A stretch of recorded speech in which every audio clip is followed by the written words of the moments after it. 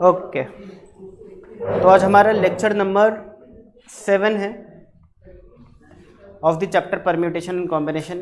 वैसे तो हमने सोचा था कि आज के लेक्चर में नया चैप्टर शुरू करेंगे, बट मैंने डिसाइड किया कि इस चैप्टर को एक लेक्चर और देते हैं आज का, जैसे कि आपकी जो कन्फ्यूजन है, जो आप बोल रहे हो कि थोड़ी दिक्कत आ रही है क्वेश्चंस करने में, वो आपकी दूर हो जाए।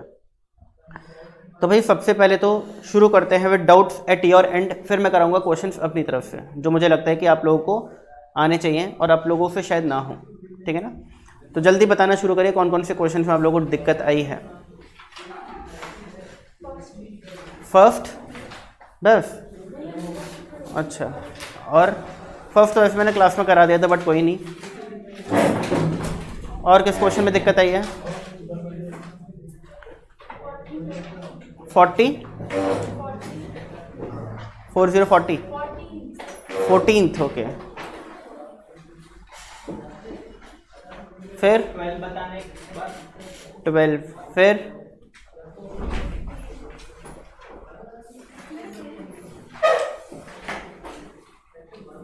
हाँ जी 15, 16, फिर 16 कर लिया, ओके।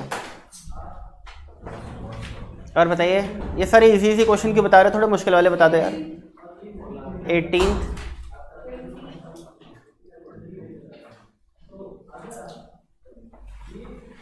और 23 हो गया। 23 तक सारे नहीं हुए? अरे भाई पहले करो तो तभी तो डाउट पूछोगे, बिना करे डाउट क्यों पूछ रहे हो? ये डाउट पूछने का हक सिर्फ उन्हीं लोगों को जिन्हें ट्राई करें।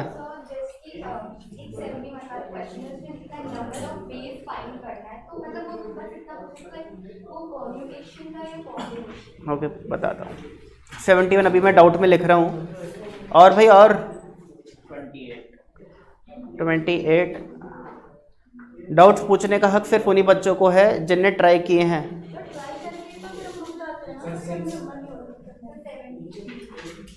अगर ट्राई ही नहीं किए तो वो डाउट में मत पूछ लेना भाई।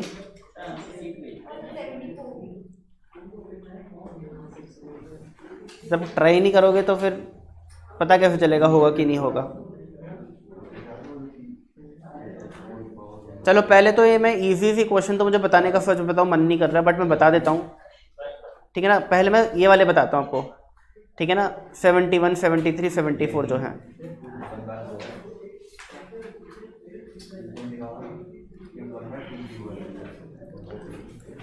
three passengers enter,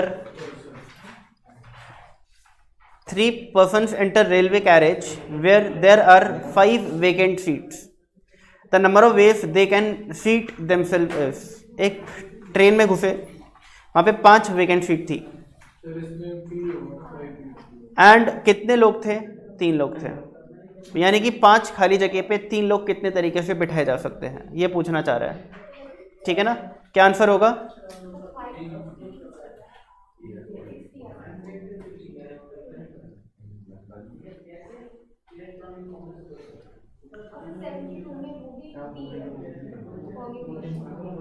में 73 में in a group of boys the number of arrangements, हाँ जी 72 हो गया। 3 person go into a railway carriage having 8 seats. In how many ways they may occupy the seats? हाँ जी बिल्कुल, ठीक है ना। देखो जब भी लोगों को सीट ऑक्यूपाई करनी है तो यहाँ पे अरेंजमेंट मैटर करेगा, ठीक है ना। वहाँ पे कभी भी सिलेक्शन की बात नहीं होगी। तो ये 8P3 आंसर आ जाएगा। 8 multiply by 7 multiply by 6। But sir ये तो रेलवे की बात हो रही है, वैसे नॉर्मली वो सबको सीट रखना चाहिए। एक क्लासरूम में बिठाने को उसका अरेंजमेंट बात थोड़ी है। देखो अगर आपको लोगों को बैठाना है तो याद रखो अरेंजमेंट ही मैटर करता है। अगर क्वेश्चन कॉम्बिनेशन का होगा तो उसमें वर्ड सिलेक्शन लिखा होता है ज़्यादातर, ठीक है ना। सिलेक्शन जनरली ये जब भी इस टाइप के क्वेश्चन आएंगे, अब देखो लॉजिकली सोचो, मैं आपको बताता हूँ। 1 2 3 4 5 6 7 8 सीट खाली पड़ी हैं। लेट्स आप ट्रेन में घुसे हो, ठीक है ना, 3 लोग हैं ये ट्रेन में घुसे हैं और उनको 8 सीटें खाली दिख रही हैं। अब क्वेश्चन बोल रहे हैं कि वो कितने तरीके से बैठ सकते हैं, ये क्वेश्चन पूछ रहा है, ठीक है ना। अब मुझे एक बात बताइए, अगर ABC 3 लोग हैं तो वो पहली 3 चेयर्स को ऐसे भी ऑक्यूपाई कर सकते हैं, वो पहली 3 चेयर्स को ऐसे भी ऑक्यूपाई कर सकते हैं।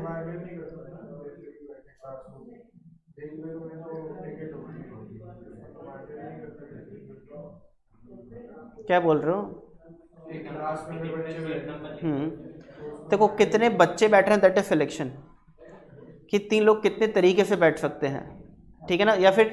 या फिर कितने तरीके से 12 में से 3 चीज़ों का या 8 में से 3 चीज़ों का सिलेक्शन हो सकता है, तो हम कॉम्बिनेशन का यूज़ करते हैं। बट अगर आप लोगों को बिठाना है, ठीक है ना, बोल रहा है कि कितने तरीके से बैठाया जा सकता है, उसमें हमेशा परम्यूटेशन अरेंजमेंट मैटर करेगा, ये आपको समझना है। ये आपको जो 3 मैंने जो आंसर लिखा है यहाँ पर, ठीक है ना, ये तीनों सेम सिलेक्शन है, इन तीनों में सिलेक्शन में कोई फ़र्क नहीं है।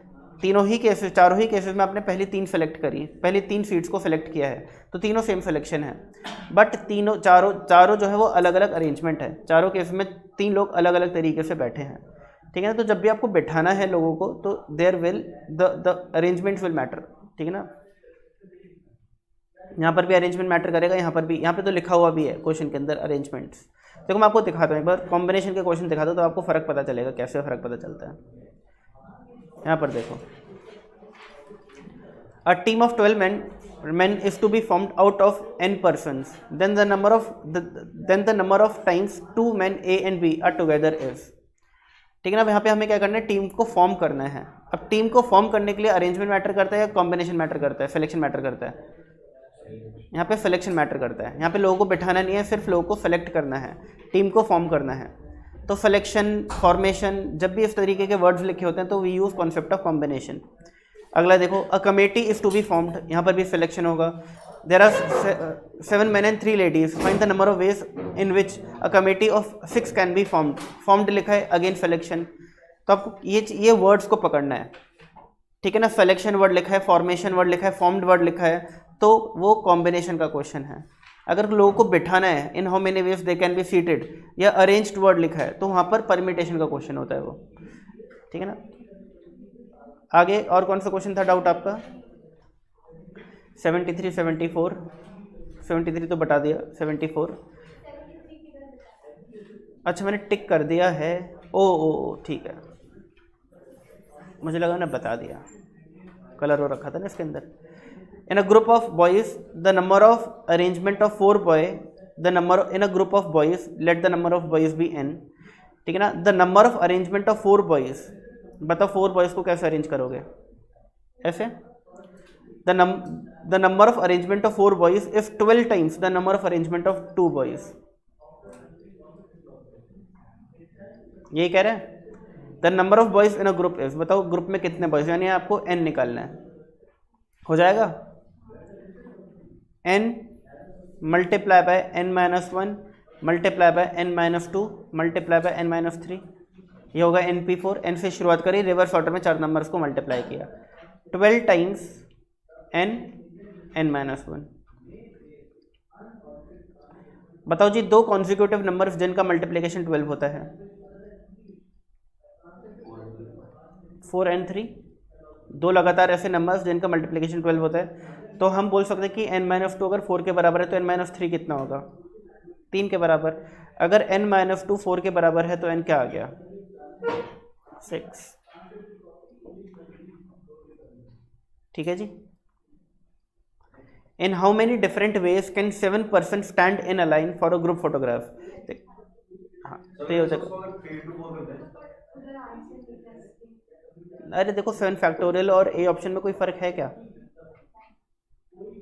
ठीक है, तो ए ऑप्शन हो गया, ठीक है, बात तो एक ही है ना।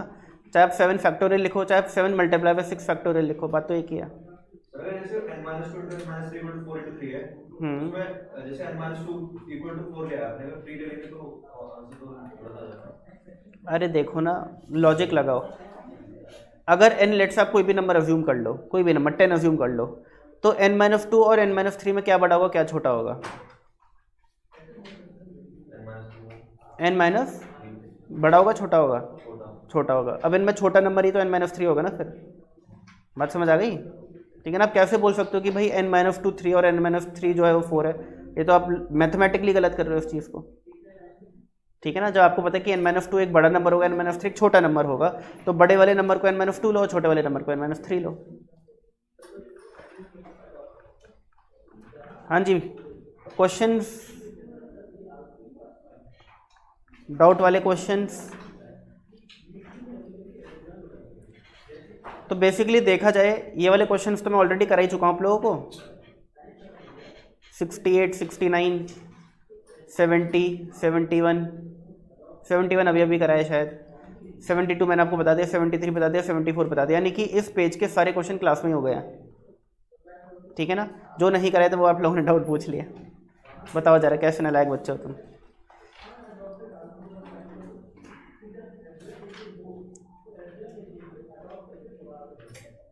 बताओ जी 75 का आंसर क्या होगा। एक फैमिली है जिसमें कितने ब्रदर्स हैं, 4, और कितनी सिस्टर्स हैं, 3, तो टोटल कितने लोग हो गए, 7। 7 लोग को कितने तरीके से अरेंज किया जा सकता है,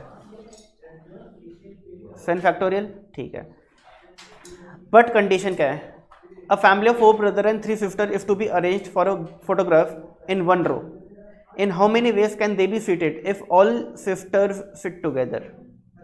सारी सिस्टर बोलते हैं हमें साथ में बैठना है, तो जितनी भी सिस्टर्स यानी तीनों सिस्टर को बांध दो, कि धागे से बांध दो, कमर से धागे से तीनों को एक साथ बांध दो कि भाई तुम तीनों जो है साथ ही रहोगे, आगे पीछे नहीं हो सकती। तो इसको हम एक सिंगल एलिमेंट मानते हैं। बॉयज़ आगे पीछे हो सकते हैं, ये 4 अलग अलग एलिमेंट मानते हैं, तो टोटल 5 एलिमेंट हो गए। 5 एलिमेंट को 5 फैक्टोरियल में अरेंज कर सकते हो, बट ये सिस्टर्स तीनों आपस में भी तो अरेंज हो सकती हैं। सबसे बड़ी आ गई, बीच वाली आ गई, छोटी आ गई, फिर सबसे छोटी आ गई, बीच वाली आ गई, सबसे बड़ी आ गई। ठीक है ना, सबसे बीच वाली आ गई, फिर सबसे बड़ी, फिर छोटी, इस तरीके से ये 3 फैक्टोरियल वेज में हो सकता है। तो ये जो अरेंजमेंट है किस चीज़ का अरेंजमेंट है, when all sisters are together. और ये कौन सा अरेंजमेंट है, all possible arrangement without any condition, जिसके अंदर तीनों सिस्टर साथ में, ये वाले अरेंजमेंट्स भी होंगे। कौन से बचे, अच्छा if all sisters sit together निकालने तो आंसर यही हो जाएगा, फिर तो यही हो जाएगा। ठीक है ना, मेरे दिमाग में चल रहा था कि all sisters do not sit together निकालना है, तो फिर ये आंसर होता, अब ये आंसर हो जाएगा। 5 फैक्टोरियल कितना होता है, 120 इंटू 6, 720। आ गया समझ, इजी। अच्छा अगर बाई चांस से क्वेश्चन होता if all sisters do not sit together, तो फिर ये आंसर होता।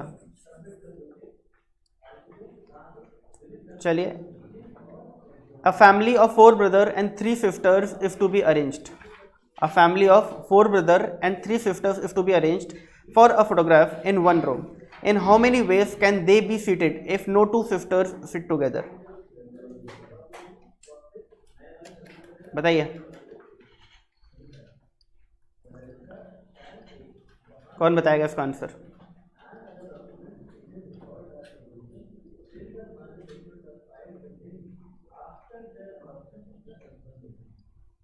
ट्रायंगल वाला क्वेश्चन याद है, if no 2 vowels come together वाला पार्ट कैसे करते थे हम लोग, पहले कॉन्सोनेंट्स को बिठा देते थे और उनके आजू बाजू में जगह खाली छोड़ देते थे, याद है। तो यहाँ पर क्या करेंगे, यहाँ पे कंडीशन किसके साथ है, सिस्टर्स के साथ है, तो ब्रदर्स को बिठा दो, brother brother brother and brother, और इनके आजू बाजू में जगह खाली छोड़ दो। बताओ कितनी जगह खाली है, 5। इन 5 जगह पर कितनी सिस्टर्स को बिठाना है, 3, और इन 5 ही जगह बिठा सकते हैं, कहीं और नहीं बिठा सकते, क्योंकि कोई भी 2 सिस्टर साथ नहीं होनी चाहिए, यानी उनके बीच कोई ना कोई 1 या 2 भाई होने चाहिए, 1 या 2 भाई होने चाहिए। 5 में से 3 जगहों को कितने तरीके से सेलेक्ट किया जा सकता है, 5C3 सिलेक्शन हो गया 3 जगहों का। अब कितने तरीके से 3 बहनों को अरेंज किया जा सकता है, 3 फैक्टोरियल। तो हमने सिस्टर्स को सेलेक्ट, पहले जगहों को सेलेक्ट किया 3 जगहों को आउट ऑफ 5, और वहाँ पे सिस्टर्स को बिठा दिया। अब 5 भाइयों को कितने तरीके से अरेंज किया जा सकता है, 4 है सॉरी, 4 भाइयों को कितने तरीके से अरेंज किया जा सकता है, 4 फैक्टोरियल। आपका आंसर आ गया। 5C3 कैन बी रिटन है 5C2, 5C2 कितना होता है 10, 10 मल्टीप्लाई बाय 6 मल्टीप्लाई बाय 24। ठीक है ना, आंसर क्या आएगा, 1440।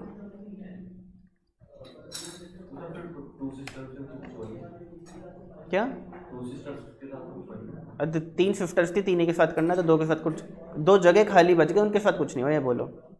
2 जगह खाली छूट गए। देखो अगर एक सिस्टर यहाँ पे आ गई, एक सिस्टर यहाँ पे आ गई, एक सिस्टर यहाँ पे आ गई, तो आपको कैसा फोटोग्राफ दिखेगी जिसमें एक सिस्टर होगी, फिर एक ब्रदर होगा, फिर एक ब्रदर होगा, फिर एक ब्रदर होगा, फिर एक सिस्टर होगी, एक ब्रदर होगा, एक सिस्टर होगी। ये अरेंजमेंट दिखेगा क्या? इसमें कोई भी 2 सिस्टर साथ में दिख रही हैं आपको? नहीं। कोई दिक्कत वाली बात है? नहीं। अगर आप एक सिस्टर यहाँ पे कर दो, एक सिस्टर यहाँ पे कर दो, तो कैसा अरेंजमेंट दिखेगा? सिस्टर दिखेगा, ब्रदर दिखेगा, sister then brother then brother then sister then brother. क्या इसमें कोई भी 2 सिस्टर साथ में है? नहीं। तो जो 2 जगह छूट रही हैं वो वर्चुअली छूट रही हैं, बट प्रैक्टिकली जब एक फोटो दिखेगी उसमें नहीं छूटा हुआ दिखेगा आपको। ओके जी, बात समझ आ गई आप लोगों को? अगला 77th करें। 6 boys and 5 girls are to be seated for a photograph in a row such that no 2 girls sit together, such that no 2 girls sit together. So 6 boys and 5 girls are to be seated for a photograph in a row such that no 2 girls sit together and no 2 boys sit together.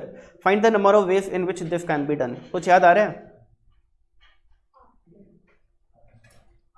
कौन सा concept याद आ रहा है?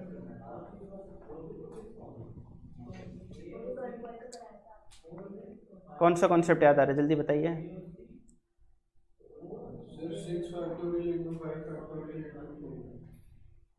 याद आया तो वो भी गलत, याद आया वो भी गलत।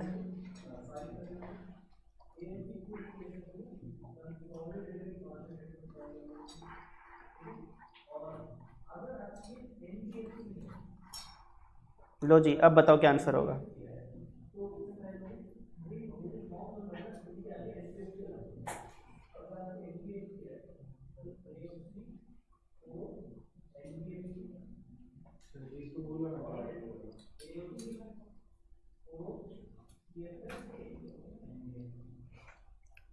ठीक है जी। हमारे कितने बॉयज़ हैं, कितनी गर्ल्स हैं? 6 और 5, या 5 और 4, यानी 1 का फ़र्क है दोनों में। जब भी 1 का फ़र्क हो number of boys number of girls में, और क्वेश्चन बोल रहा हो कि कोई भी 2 बॉयज़ एंड कोई भी 2 गर्ल्स साथ नहीं होनी चाहिए, यानी कि एक गर्ल और एक बॉय, एक गर्ल एक बॉय, एक गर्ल एक बॉय, ऐसा ही होना चाहिए। कोई 2 बॉय भी साथ नहीं हो सकते, कोई 2 गर्ल्स भी साथ नहीं हो सकती, ठीक है ना। और गर्ल और बॉय में 1 का डिफरेंस हो तो टोटल अरेंजमेंट कितने हो सकते हैं? n1 factorial multiply bye n2 factorial. और अगर number of girls and number of boys same होते तो फिर होता जो प्रथम बोल रहा था, ठीक है जी। तो क्या हो जाएगा इस क्वेश्चन का आंसर?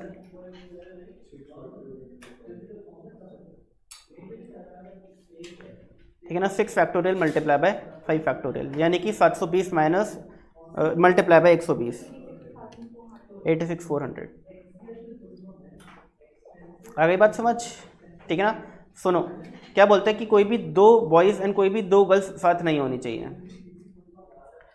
तो एक तो तरीका बनता है जो हम सोच सकते हैं कि सर पहले एक बॉय को बिठाया, फिर गर्ल को बिठाया, फिर बॉय को बिठाया, फिर गर्ल को बिठाया, फिर बॉय, फिर गर्ल, फिर बॉय, फिर गर्ल। मैंने कितने गर्ल्स कितने बॉयज़ को बिठा चुका हूँ?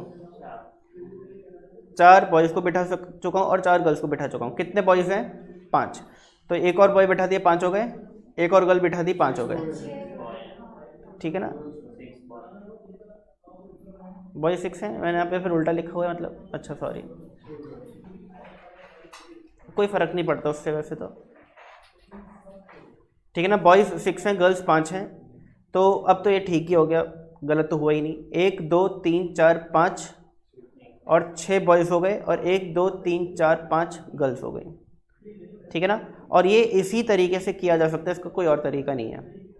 यानी कि 1 2 3 4 5 6 जगह अवेलेबल हैं 6 बॉयज़ के लिए, और 5 जगह अवेलेबल है 5 बॉयज़ के लिए, ठीक है ना। अगर मैं ऐसे शुरू करता कि पहले गर्ल को बिठाया, फिर बॉय को, फिर गर्ल को, फिर बॉय को, फिर गर्ल को, फिर बॉय को, then girl, then boy, then girl, then boy, तो 1 2 3 4 5 गर्ल्स हो गई, 1 2 3 4 5 बॉयज़ हो गए।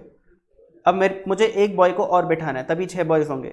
बॉय को अगर मैं इधर बिठाता हूँ तो भी गलत हो गया, और बॉय को अगर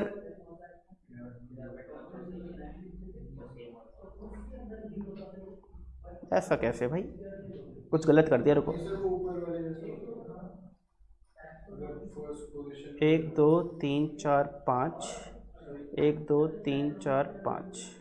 अच्छा, अगर मैं इधर कर देता हूँ ऊपर वाली सिचुएशन बन जाएगी, ठीक है ना। अगर तो बॉय इधर बिठाता हूँ अगर मैं, तो क्वेश्चन हो गया वायलेट, और अगर इधर बिठाता हूँ तो ऊपर वाली सिचुएशन बन गई, ठीक है ना। तो यानी कि गर्ल से शुरुआत नहीं की जा सकती, करोगे तो क्वेश्चन गलत हो जाएगा। शुरुआत करो बॉय से एंड बॉय पे ही इसको एंड करो। तो इसी तरीके से क्वेश्चन हो सकता है, इसलिए इसका आंसर होगा ये। व्हाट इफ, अगर इस क्वेश्चन में 6 बॉयज एंड 6 गर्ल्स होती तो बॉय, अगर ये भी मैं 6 लिख दूँ, 6 गर्ल्स लिख दूँ, तो 1 2 3 4 5 6, 1 2 3 4 5 6, ये समझ आया। ऐसे भी कर सकते हैं, और girl boy girl boy girl boy girl boy girl boy and girl boy, ऐसे भी कर सकते हैं। 1 2 3 4 5 6, 1 2 3 4 5 6, यानी कि अगर equal number of boys and girls होते तो आप इस तरीके से भी बिठा सकते थे और इस तरीके से भी बिठा सकते थे।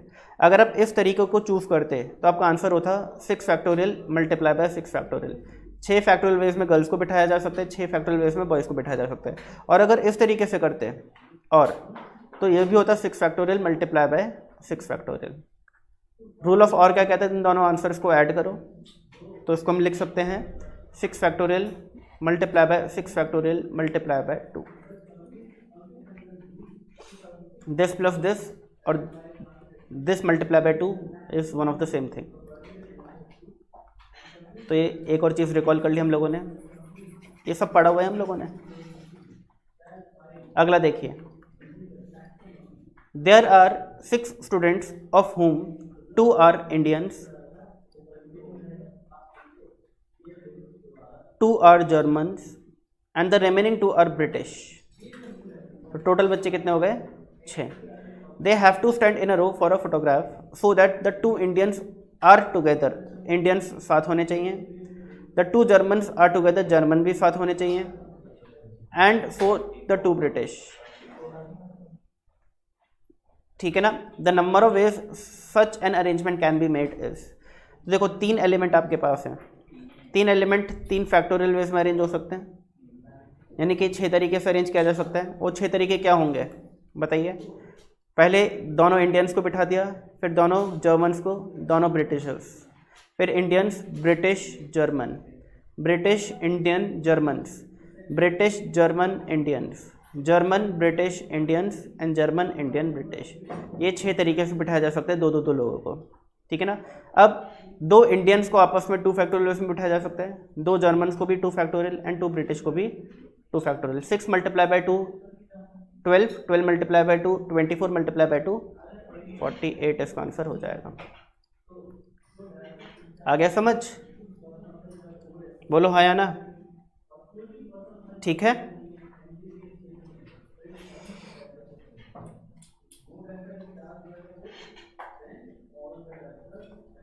ये क्वेश्चन तो हम कर चुके हैं लास्ट क्लास में, ठीक है। 1728 आंसर आया था,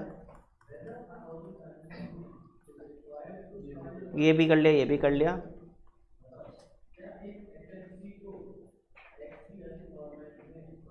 ये भी कर लोगे। 11 स्टूडेंट पार्टिसिपेट कर रहे हैं और 5 प्राइजेस हमें डिस्ट्रीब्यूट करने हैं। कितने तरीके से किए जा सकते हैं,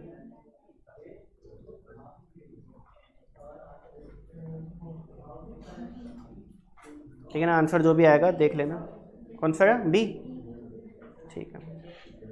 mister X and mister Y enter into railway compartment having 6 vacant seats. लोग 2 ही हैं, मिस्टर एक्स मिस्टर वाई, और 6 वेकेंट सीट हैं। The number of ways in which they can occupy the seat is, कितने तरीके से उन सीट्स को occupy कर सकते हैं, हो जाएगा।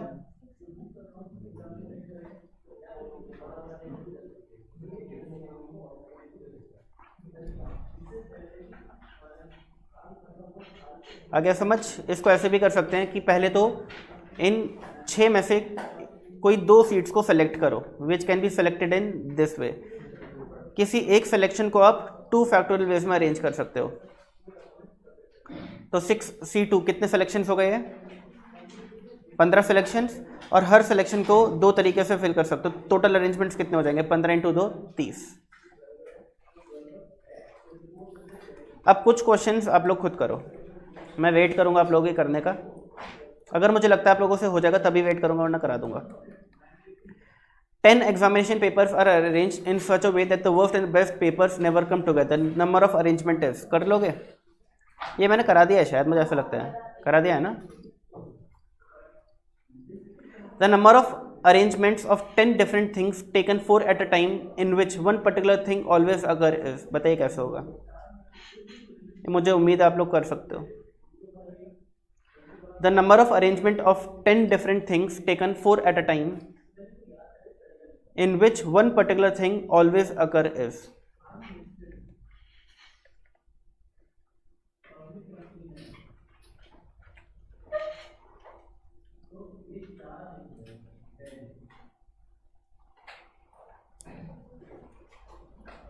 हो गया? हिंट दूं? हिंट, पहला हिंट दे रहा हूं, हम लोगों ने 2 थ्योरम्स पढ़ी हैं, उनमें से एक अप्लाई होगी। हमने 2 थ्योरम्स पढ़ी, उसमें से एक अप्लाई होगी इसमें।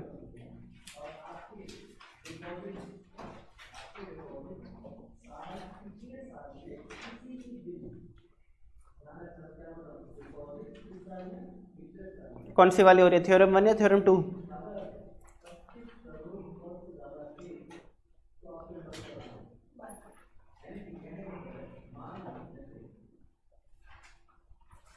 थ्योरम 1 कौन सी है? n-1 p r वाली है या n-1 p r-1 into r वाली है?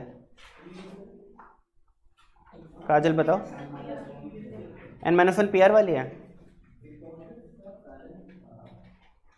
काजल का आंसर बिल्कुल सही नहीं है। देखो काजल, आप उस थ्योरम का यूज कब करते हो? जब one particular thing is never selected हो, एक पर्टिकुलर थिंग आनी ही नहीं चाहिए। तो आप क्या बोलोगे? ठीक है जी, 10 चीज़ों में से एक चीज़ तो आनी ही नहीं चाहिए, उसको हटा दो। अब 9 में से 4 चीज़ आनी चाहिए, उनको कितने तरीके से अरेंज कर सकते हो? तो आप बोलते हो 9p 4 वेज में कर सकते हैं, जो कि हो गया n-1 pr। बट ये क्वेश्चन तो ऐसा बोल ही नहीं रहा, ये तो बोल रहा है कि वो एक पर्टिकुलर चीज़ आनी ही चाहिए। अगर वो आनी ही चाहिए तो उसको लेकर के आ जाओ। अब आपके पास कितनी चीज़ें बच गई? 9। और अब अरेंजमेंट कितनी चीज़ों को करना है? 3, क्योंकि एक तो आ ही गई, into 4। तो n-1 p r-1 multiply by r। The number of arrangement of 10 different things taken 4 at a time in which one particular thing is always selected। मान के चलो आपके पास 10 प्लेयर्स हैं, 10 प्लेयर्स हैं, और आपको एक टीम बनानी है 4 प्लेयर्स की। आप बोलते हो कि भाई ये वाला जो प्लेयर है ना, ये विराट कोहली है, इसको तो हमें लेना ही लेना है, ठीक है ना, ये तो आएगा ही आएगा इस टीम के अंदर। अब बोलो आप कितने तरीके से अरेंजमेंट कर सकते हो चीज़ों का? ये क्वेश्चन पूछना चाहता है। तो मुझे एक बात बताइए, क्या आपको 10 में से 4 चीज़ अरेंज करनी है? क्या मैं ये बोलूँ क्या मुझे 10 में से 4 चीज़ अरेंज करनी है? अगर मैं बोलता हूँ 10 में से 4 चीज़ अरेंज करनी है तो मैं ठीक बोल रहा हूँ, बट एक दिक्कत है इसमें। इसमें बहुत सारे अरेंजमेंट ऐसे भी हो सकते हैं जिसमें ये चीज़ नहीं आ रही होगी, ठीक है ना। अगर 10 में से 4 चीज़ अरेंज करनी है तो 4 चीज़ें अरेंज हो जाएंगी, बट उसमें बहुत सारे ऐसे भी अरेंजमेंट होंगे जिसमें ये चीज़ हो सकता है ना आ रही हो, बट मुझे चाहिए ही चाहिए। तो इसको मैंने क्या बोला कि भाई तू साइड हो जा। पहले मैं क्या करता हूँ, मैं इन 9 में से 3 प्लेयर को अरेंज कर देता हूँ। तो मैं 9p3 किया। अब मेरे पास 4 पोजीशंस खाली हैं, ठीक है ना। मैं बोलता हूँ कि भाई विराट कोहली बताओ कहाँ खेलना चाहोगे?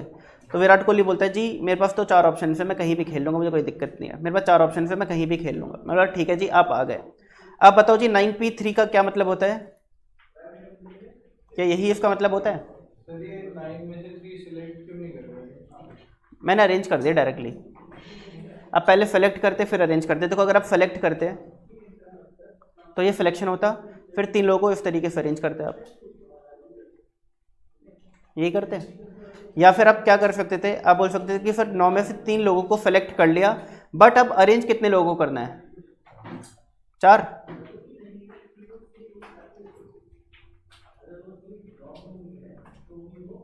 बताओ जी, आपने 9 में से 3 लोगों को कितने तरीके से सिलेक्ट कर सकते हो? सिलेक्शन हो गया। अब टोटल लोग कितने हैं अरेंज करने वाले? 4, और वो कितने तरीके से अरेंज हो सकते हैं? 4 फैक्टोरियल। आप इसका आंसर निकालो और आप इसका आंसर निकालो और आपको दोनों का आंसर सेम दिखेगा। आ रहा है सेम?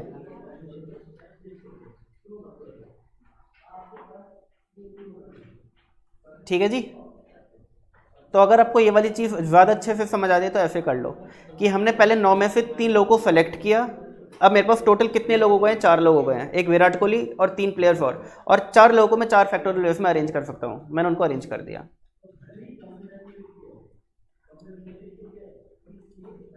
आ गया आंसर? तो मैं उम्मीद कर रहा था क्वेश्चन आप लोग कर लोगे, क्योंकि एक क्वेश्चन इस टाइप का क्वेश्चन मैं आपको ऑलरेडी बता चुका हूँ कि कैसे होते हैं। क्या आंसर आ रहा है इसका वैसे?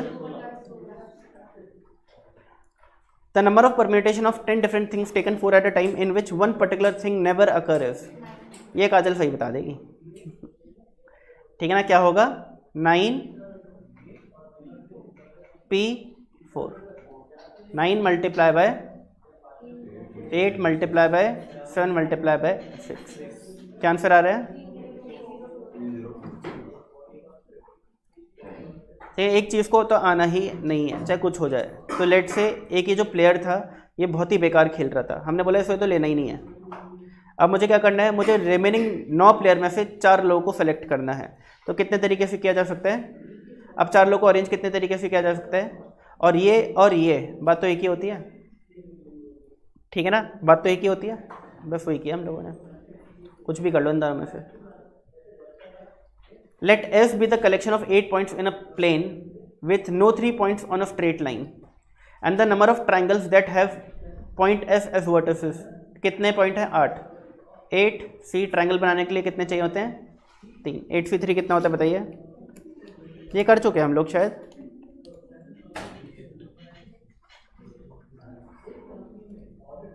ये क्वेश्चन तो कर चुके होंगे हम लोग लास्ट क्लास में, हाँ या ना? नहीं किया था? क्योंकि हमने इस टाइप के क्वेश्चन क्लास में किए तो थे। The number of ways in which 8 sweets of different sizes can be given among 8 person of different ages so that the largest sweets always goes to the younger assuming that each one of them gets a sweet is. बताइए कैसे होगा? लगाइए जी दिमाग। The number of ways in which 8 sweets of different sizes can be given among 8 person of different ages so that the largest sweet always goes to the younger. और हर एक बंदे को sweet मिलनी चाहिए। 8 ही लोग हैं और 8 ही स्वीट्स हैं। आपको 8 स्वीट 8 लोगों में बांटनी है। कंडीशन सिर्फ एक है कि सबसे बड़ी मिठाई सबसे छोटे बच्चे को मिलनी चाहिए। अब बताओ कितने तरीके से मिठाइयाँ बंट सकती हैं?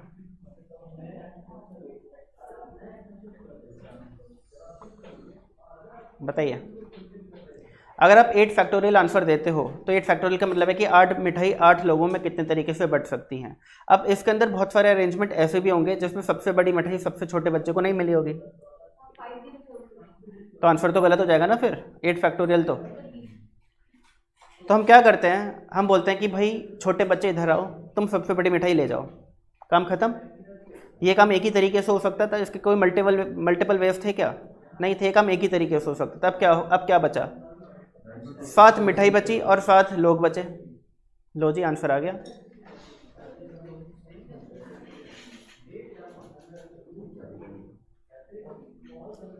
कोई दिक्कत? इजी है? इजी भी नहीं है।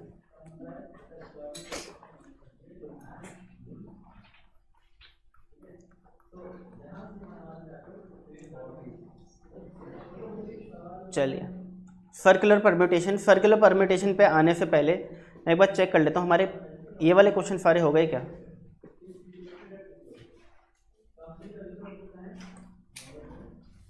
इसका आंसर क्या था जल्दी बताइए।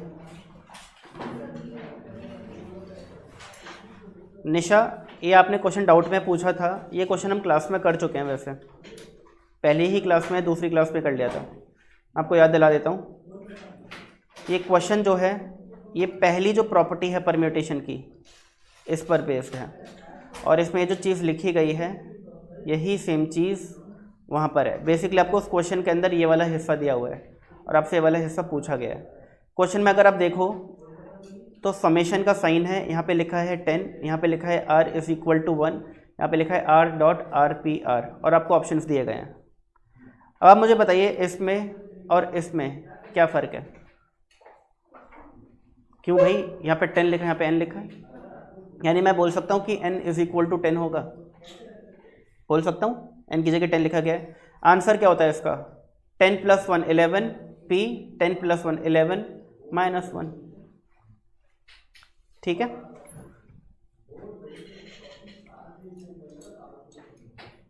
तो ये आ गया 11 p 11 -1। NPR इज ऑलवेज, बताइए, पॉजिटिव इंटीजर। इंटीजर बोलना गलत है क्योंकि इंटीजर नेगेटिव भी होते हैं और NPR कभी भी नेगेटिव नहीं हो सकता। इन NPR द रिस्ट्रिक्शन इज, बताइए, B। n या तो बड़ा होगा या बराबर होगा r के, n कभी भी r से छोटा नहीं हो सकता। n r के बराबर भी हो सकता है। 5 लोग हैं, 5 सीट हैं, कितने तरीके से बैठ सकते हैं, तो n और r बराबर है। तो हम ये नहीं बोलेंगे कि n हमेशा r से बड़ा होता है, ये ऑप्शन भी गलत है। n r जितना भी हो सकता है और r से बड़ा भी हो सकता है, बट छोटा कभी नहीं हो सकता। बताइए जी, इन NPR n n-1 n-2 n-r + 1 the number of factor is r। ये लिखा हुआ है, जो प्रॉपर्टी के ऊपर फॉर्मूला था उसकी आखिरी लाइन, प्रॉपर्टी के ऊपर जो फॉर्मूला था उसकी आखिरी लाइन, ये रही प्रॉपर्टीज, इसके ऊपर ये रहा फॉर्मूला और इसकी आखिरी line, where the product has exactly r factors, ठीक है ना। r क्या होता है? अगर मैं 10p4 लिखता हूं तो ये जो मल्टीप्लिकेशन होगा उसमें कितने नंबर्स होंगे? 4, यानी r फैक्टर्स होंगे, वही पूछ रहा है वो।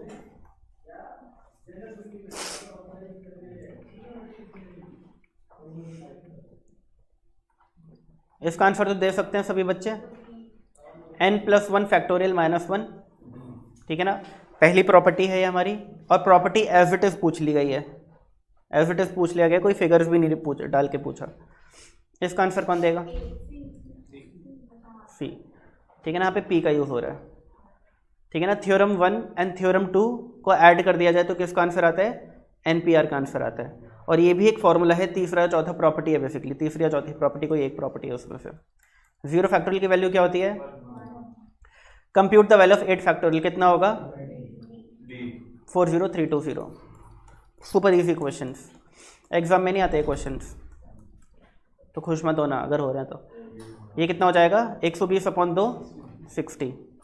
4p4 इज 4 फैक्टोरियल यानी कि 24। If np4 is equal to 5040 that the value of n is, बताइए कैसे करेंगे? देखो सबसे अच्छा तरीका है इसको करने का ऑप्शन, अगर n की जगह 8 लिखो तो 8 × 7 × 6 × 5, 4 नंबर रिवर्स ऑर्डर में मल्टीप्लाई करने हैं। क्या ये 5040 है? अगर हाँ तो ये ऑप्शन ठीक है, नहीं तो बी पर आ जाओ। फिर कैलकुलेटर पे ही करना, आपको कुछ नहीं करना। 9 × 8 × 7 × 6 3024 होता है, नहीं 10 × 9 × 8 × 7 5040 होता है। लो जी, आ गया आंसर। आगे बात समझ, ठीक है। ऑप्शन उठाओ और डायरेक्टली रिवर्स ऑर्डर में 4 नंबर्स को मल्टीप्लाई करो, देखो किस ऑप्शन से 5040 आंसर आ रहा है, जल्दी हो जाएगा। इस टाइप का क्वेश्चन तो कर लोगे, सुपर इजी। आज की क्लास का जो पहला डाउट था वो शायद ऐसा ही कोई क्वेश्चन था वो। NP3 is to NP2 is equal to 3:1, then n is equal to, बताइए। NP3 मतलब क्या होता है? n, n-1, n-2। if to NP2 कितना होता है? n, n-1, और ये किसके बराबर है? 3:1। तो बताइए n-2 3 आ जाएगा तो n कितना हो जाएगा? 5। ये कर लोगे। n+1 फैक्टोरियल को क्या आप n+1 n then n-1 factorial लिख सकते हो? बिल्कुल लिख सकते हैं। और 20 n-1 factorial as it is लिख दिया, ये और ये गया। अब 2 नंबर्स बताओ जिनका प्रोडक्ट 20 होता है, कॉन्सिक्यूटिव नंबर्स, 5 और 4। अब मुझे बताइए n+1 और n में क्या बड़ा होगा? तो ये इसको 5 के बराबर मानेंगे। तो n+1 अगर 5 है तो n कितना है? 4 है, और हमें क्या निकालना था? n। आंसर क्या आ गया? 4। इजी। ये वाला क्वेश्चन कौन बताएगा? 15th कैसे करेंगे? m plus N P two का क्या मतलब है? m plus N minus one, और ये किसके बराबर है? 56। m minus N P two का क्या मतलब है? m माइनस एन और m minus N minus one, और ये किसके बराबर है? 30। एक काम करते हैं, दो कॉन्सिक्यूटिव नंबर्स ढूंढते हैं जिसका मल्टीप्लिकेशन 56 होता है, और दो नंबर्स जिनका ये होता है 30। m प्लस एन और m plus N minus one में क्या बड़ा होगा? तो इसको हम 8 बोल देते हैं। m माइनस एन और m minus N minus one में क्या बड़ा होगा? तो इसको 6 बोल देते हैं। तो अगर m प्लस एन 8 है और m माइनस एन 6 है, तो क्या m और n की वैल्यू निकाल सकते हो आप लोग? बहुत आसानी से निकल जाएगी। तो आपको इसमें क्या करना है, इसमें आपको ना हार्ड वर्क नहीं करना, आपको स्मार्ट वर्क करना है। हार्ड वर्क करने में तो बहुत टाइम लग जाएगा इसको करने में, स्मार्ट वर्क करो। कट गए। 2m इज इक्वल टू 14, तो m कितना आ गया? 7। और किसी भी एक इक्वेशन में m की वैल्यू अगर 7 डालते हैं तो n की कितनी आ जाएगी? 1। आ गया समझ? Super duper easy. r 5pr is 60, then value of r is, कर लोगे? अगर 5p3 करते हो तो इसका मतलब क्या है? 5, 4 और 3 का मल्टीप्लिकेशन जो कि 60 होता है। लो आंसर आ गया 3। 5p2 का क्या मतलब होता है? 5 मल्टीप्लाई बाय 4 जो कितना होता है? 20। 5p4 कितना होता है? 5 multiply by 4 multiply by 3 multiply by 2 जो कि 120 होता है। बट हमें आंसर क्या चाहिए था? 60। तो हमने देखा कि 5p3 से 60 आ रहा है, कर लो।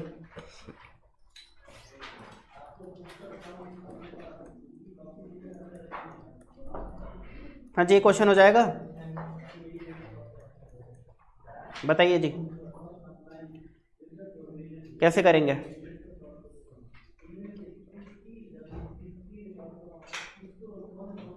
Any guesses? किसी ने तो किया होगा इस क्वेश्चन को।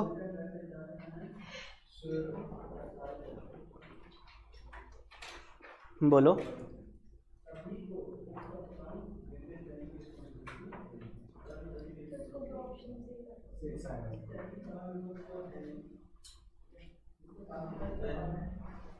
देखो सबसे अच्छा तरीका तो है ऑप्शन से कर लो।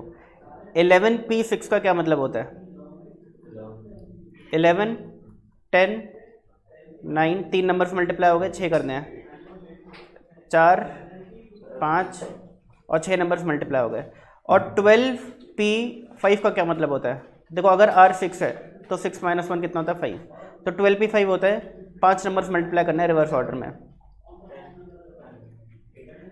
इन दोनों का मल्टीप्लिकेशन क्या सेम आ रहा है? अगर हाँ तो r की वैल्यू 6 है। बताओ जी कितना कितना आ रहा है?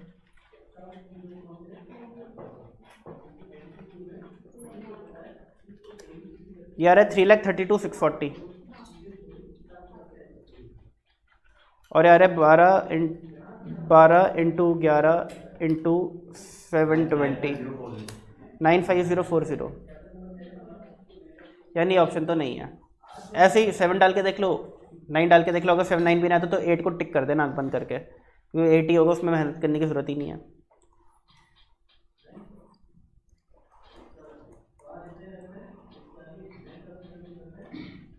दूसरा तरीका बताओ क्या है इसको करने का? क्या 11pr को मैं लिख सकता हूँ 11 factorial upon 11 minus R factorial? बोलो हाँ या ना? और 12pr माइनस 1 को क्या लिखूंगा? 12 factorial upon 12 minus R plus 1 factorial, क्योंकि जब माइनस होगा आर माइनस 1 तो माइनस आर प्लस 1 हो जाएगा। क्या मैं 11 फैक्टोरियल को 11 फैक्टोरियल लिख लेता हूँ और 11 माइनस आर फैक्टोरियल को एज इट इज अभी के लिए लिख लेता हूँ। ये क्या हो जाएगा? 12 मल्टीप्लाई बाय 11 फैक्टोरियल लिखा जा सकता है। और ये क्या हो जाएगा? 12 माइनस आर प्लस 1। फिर अगला क्या आएगा? 12 माइनस आर। फिर अगला क्या आएगा? 12 माइनस आर माइनस 1 फैक्टोरियल। कोई दिक्कत? यही होगा। पहले ये नंबर लिखा, इसमें -1 किया तो ये होगा, फिर -2 किया तो ये हो गया।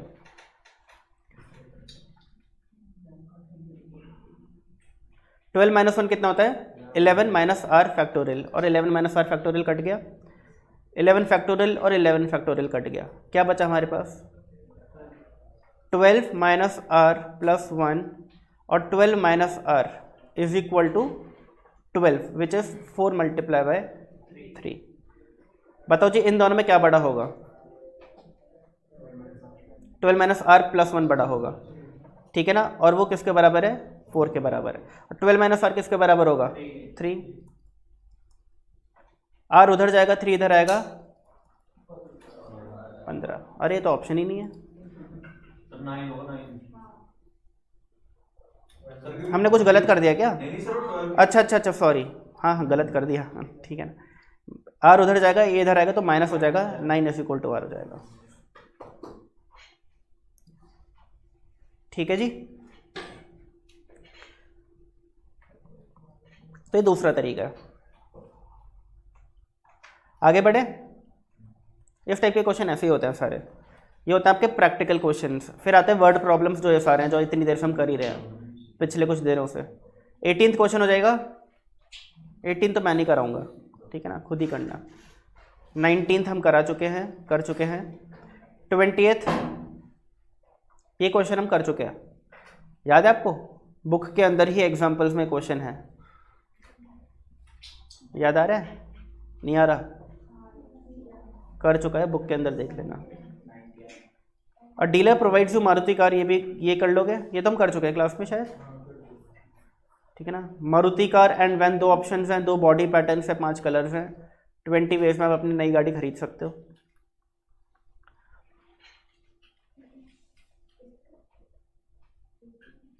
हाँ जी, इसका आंसर क्या होगा, there are 6 routes for journey from station A to station B, in how many ways you may go from A to B and return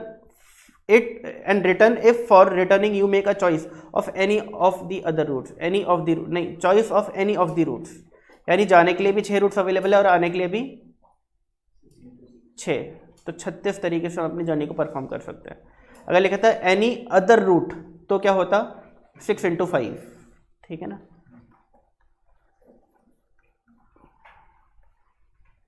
sir option में 36 नहीं देखा, 36 ऊपर होगा ना यहाँ पे, ये रहा। ये वाला क्वेश्चन खुद ट्राई करना, ये सारे बहुत इजी क्वेश्चन है, मैं आपको कुछ मुश्किल कराता हूँ। ये सारे क्वेश्चन तो ट्रायंगल जो क्वेश्चन है ना उसके 9 केसेस थे, वही उन्हीं में से कोई ना कोई केस बन रहा है,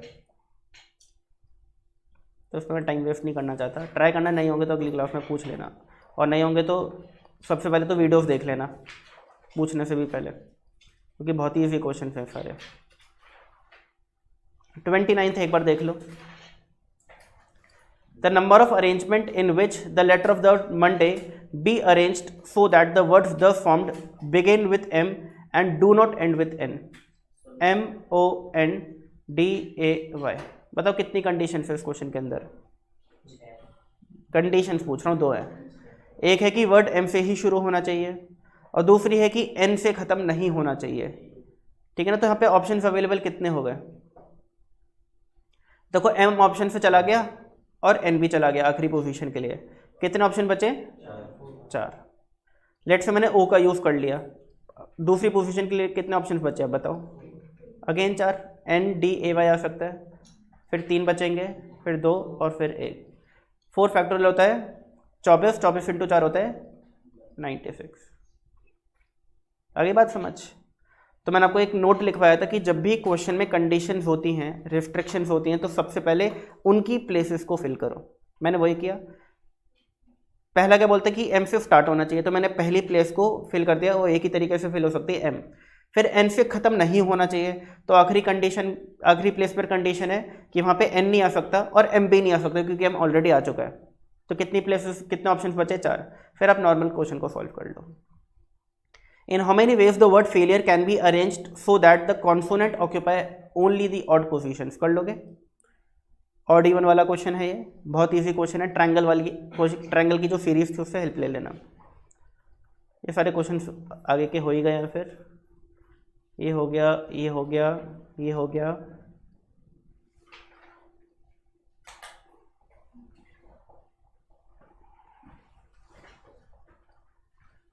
37 का आंसर जल्दी से बता दो।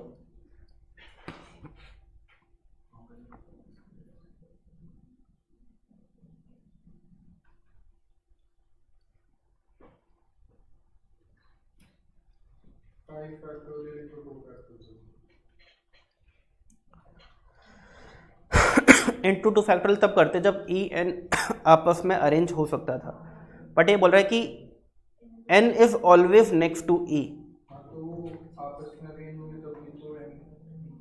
नेक्स्ट टू ई का क्या मतलब है? आगे। एन हमेशा ई के बाद आए, ठीक है ना, यहाँ पे नेक्स्ट का ये मतलब है।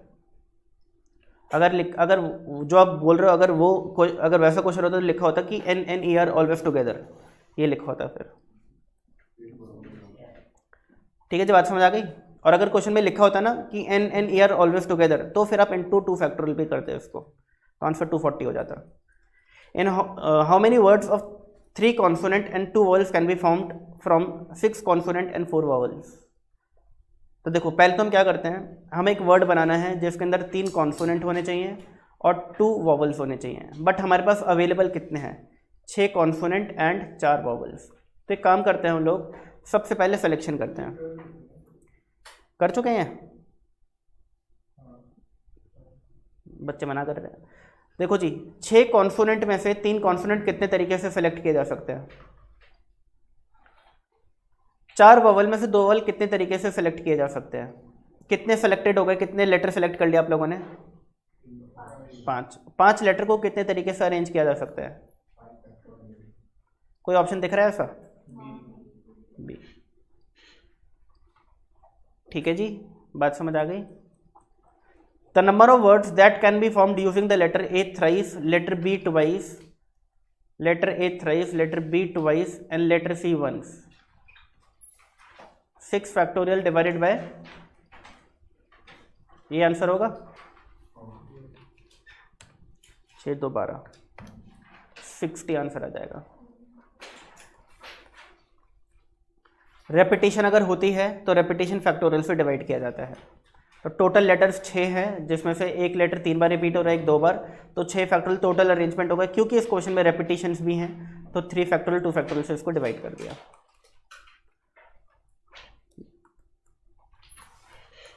करके दिखाओ भाई। चौक तो हम कर चुके हैं, 32 उसका आंसर था, हमने एग्जाम्पल में कर लेते हैं।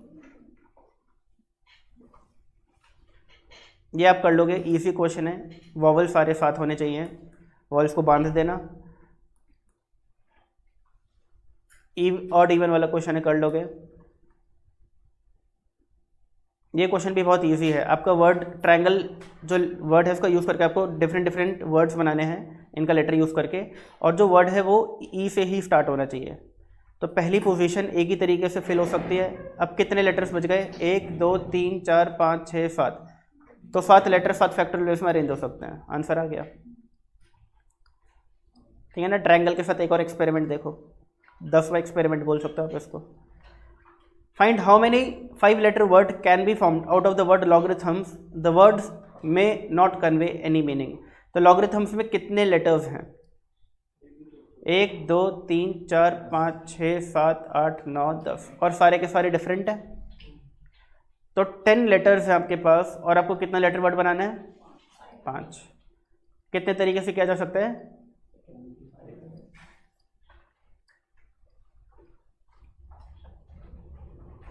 ये भी हम कर चुके हैं। 9th क्वेश्चन था हमारा, ट्रायंगल वाले सीरीज का आखिरी क्वेश्चन था। Word angle is always present, तो एंगल वर्ड प्रेजेंट होना चाहिए, तो 4 फैक्टोरियल में काम किया जा सकता है। क्या आंसर आ रहा था? 24। याद आ रहा है?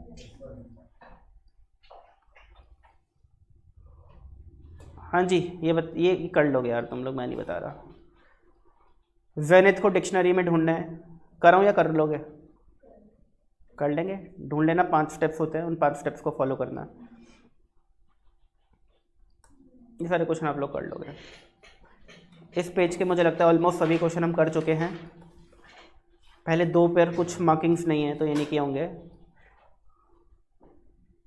ये कर लोगे आप लोग। इजी क्वेश्चन है, ये भी आप कर लोगे, इजी क्वेश्चन है। चलिए जी, ये हो गया सारा, ये पेज सारा हो चुका है हमारा, हो चुका है ना? हाँ, ये भी हो चुका है पूरा का पूरा। बस अब तो हमारा परम्यूटेशन तो कंप्लीट ही है, फिर एक भी क्वेश्चन नहीं छोड़ा हम लोगों ने करने के लिए, सारे कर लिए। बस बीच के कुछ बहुत इजी क्वेश्चंस थे, 5 6 9 10 क्वेश्चन, वो छोड़ दिया। वो ट्राई कर लेना अपने एंड पर, हो जाएंगे। चलिए कॉम्बिनेशंस पर आ जाते हैं, सर्कुलर परम्यूटेशंस पर आते हैं, sorry. The number of circular permutation of n different things chosen eight a time is, बताइए क्या होगा। अगर आपको n थिंग्स को अरेंज करना है सर्कल के अंदर तो उसके अरेंजमेंट्स कितने होते हैं, n-1 factorial. In how many ways can 4 person sit at a round table for a group discussion, 6 तरीके से। खैर इसके बाद वाले क्वेश्चन करते हैं तो बहुत ईजी है। आइए जी थोड़ा मुश्किल करें इस क्वेश्चन को। 5 person are sitting in a round table in such a way that tallest person is always on the right side of the shortest person. एक टेबल बनाई हमने और 5 लोग, 1 2 3 4 5। अगर ये बंदा इधर देख रहा है तो उसका राइट हैंड इधर होगा, लेफ्ट हैंड इधर होगा। तो क्या लिखा है, 5 person are sitting on a round table in such a way that tallest person is always on the right side of the shortest. मैं मान के चलता हूँ ये शॉर्टेस्ट है, तो टॉलेस्ट कहाँ होगा, ये हमेशा इसके राइट साइड पर होगा, हमेशा हमेशा। तो इन दोनों का बंडल बना देते हैं कि तुम जब भी मूव करोगे ऐसे ही मूव करोगे, तुम और किसी तरीके से मूव नहीं कर सकते। एक बंडल ये बन गया, ये 3 इंडिपेंडेंट है, तो टोटल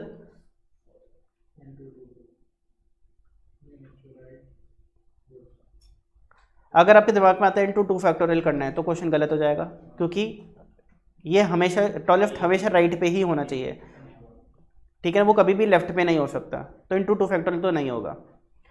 और क्योंकि ये सर्कुलर परम्यूटेशन का केस है तो 4 objects can be arranged in 4 - 1 factorial veg.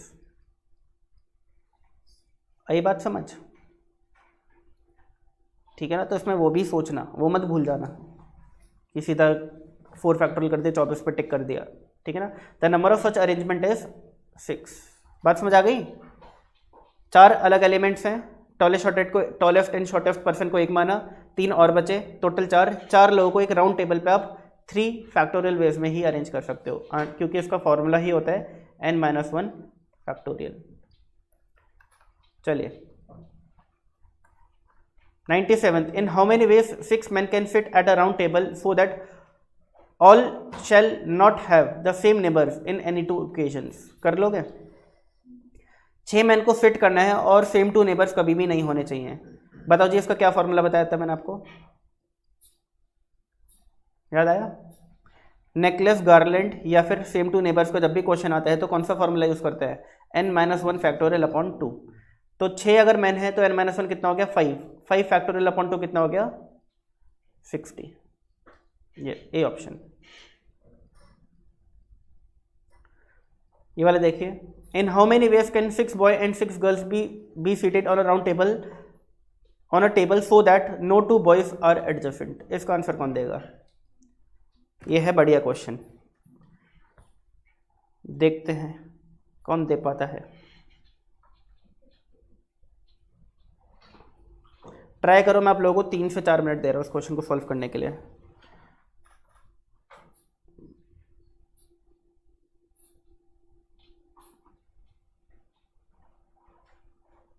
अरे लॉस कैसे हो गया भाई।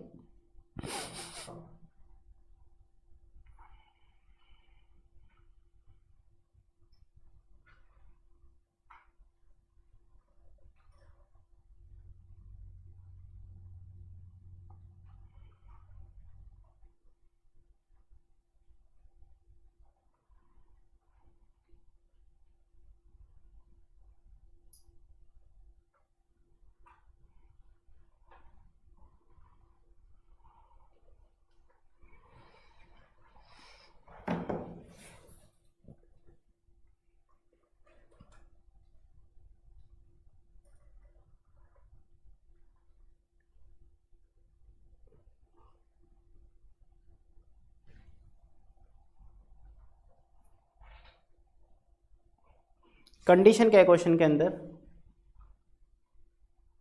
बताइए। अरे बोल दो, कोई भी 2 बॉय साथ नहीं होने चाहिए, ठीक है। 6 बॉयज हैं 6 गर्ल्स हैं, टोटल 12 लोगों को हमें टेबल पे बिठाना है। हम एक राउंड टेबल मान के चलते हैं।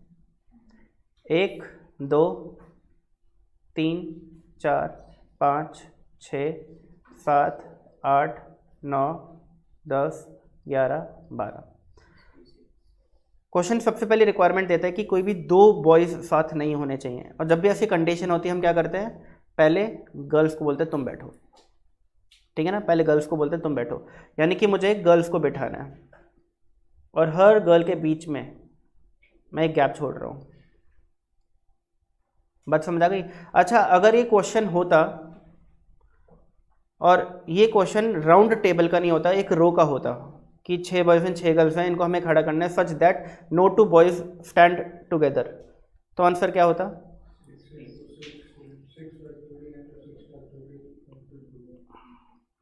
हम क्या करते, पहले हम गर्ल्स को बोलते कि तुम खड़े हो जाओ भाई, 1 2 3 4 5 6, 1 2 3 4 5 6 7, 7 जगह अवेलेबल हैं बॉयज़ के लिए, है कि नहीं? 7 जगह अवेलेबल है बॉयज़ के लिए। बॉयज़ कितने हैं? 6। 7 जगह पे 6 बॉयज़ को कितने तरीके से अरेंज किया जा सकता है? अरेंज हो गए, और अब क्या करना है हम लोगों को? गर्ल्स को अरेंज करना है, तो आंसर होता ही है। आपने जो आंसर दिया वो आंसर तब होता जब क्वेश्चन में लिखा होता no 2 boys and no 2 girls sit together, ठीक है ना? बात समझ आ गई आपको? दोनों में फ़र्क है, ठीक है ना, दोनों चीज़ों में फ़र्क है। ओके, अब देखो एक बॉय अगर इधर आ गया, एक बॉय इधर आ गया, एक बॉय इधर आ गया, एक बॉय इधर आ गया, 4 आ गए, फिर 5वां आ गया और 6ठा आ गया। अब इस केस में क्या कोई भी 2 बॉय साथ में है? नहीं, बट 2 गर्ल्स साथ में है, ठीक है ना? तो अगर क्वेश्चन होता no 2 boys and no 2 girls sit together, तो फिर हम बोलते कि भाई 6 factorial multiply by 6 factorial multiply by 2 answer होगा, बट इस केस में ऐसा नहीं होता। ये समझ आ गया आप लोगों को? अब यही क्वेश्चन अगर सर्कुलर अरेंजमेंट का है तो हम क्या बोलेंगे कि गर्ल्स एक राउंड टेबल है, एक फंक्शन चल रहा है, गर्ल्स एक राउंड टेबल है, 12 चेयर है, आप लोग एक एक छोड़ करके चेयर बैठ जाओ सब। अब बताओ 6 गर्ल्स एक राउंड टेबल पे कितने तरीके से अरेंज की जा सकती है? n-1 factorial. बात समझ आ गई? बात समझ आ गई सबको? क्लियर है? ठीक है ना? एक राउंड टेबल जो कि पूरी खाली पड़ी है उस पर 6 गर्ल्स को अगर बोला जा करके बैठे तो कितने तरीके से बैठ सकती हैं वो? एक एक चेयर छोड़ के अगर बैठना है 5 फैक्टोरियल बेस में। अब ये हो गया हमारा। In how many ways can 6 boys and 6 girls be seated on a round table so that no 2 boys are adjusted. अब जो जगह बची हैं उस पर बॉयज बैठेंगे। कितनी जगह बची हैं? 6 जगह पर 6 बॉयज कितने तरीके से बैठ सकते हैं? 6 फैक्टोरियल। यानी पहली बार जब गर्ल्स बैठी तो उनके लिए क्वेश्चन सर्कुलर अरेंजमेंट का था क्योंकि तब वो टेबल खाली पड़ी थी। बट एक बार जब वो गर्ल्स जा करके बैठ गई, अब आपके पास 6 ही कुर्सियां हैं और 6 ही बॉयज़ हैं और वो 6 फैक्टोरियल वेज में बैठ सकते हैं। अब वो सर्कुलर अरेंजमेंट का नहीं रह गया क्योंकि पहले से लोग बैठे हुए हैं, ठीक है ना? तो इसका आंसर क्या होगा? बी। आपको याद रखना है सर्कुलर अरेंजमेंट के क्वेश्चन में इस चीज़ को कि पहली बार जब आप बिठा रहे हो लड़कियों को तब वो एक सर्कुलर अरेंजमेंट का क्वेश्चन है क्योंकि पूरी टेबल खाली पड़ी है और 6 लड़कियों को बिठाया जा सकता है इन 5 फैक्टोरियल वेज। अब लड़कियां जाकर के बैठ गई हैं, अब 6 जगह खाली पड़ी हैं, 6 ही बॉयज़ को बिठाना है। ये काम अब 6 फैक्टोरियल वेज में किया जा सकता है। बात समझ आ गई? 95th का आंसर कौन देगा? इसमें सिर्फ एक चीज़ अज्यूम करनी है आप लोगों को। पहले क्वेश्चन पढ़ते हैं। In how many ways 4 men and 3 women are arranged at a round table if women never sit together? क्या मतलब है इस क्वेश्चन का?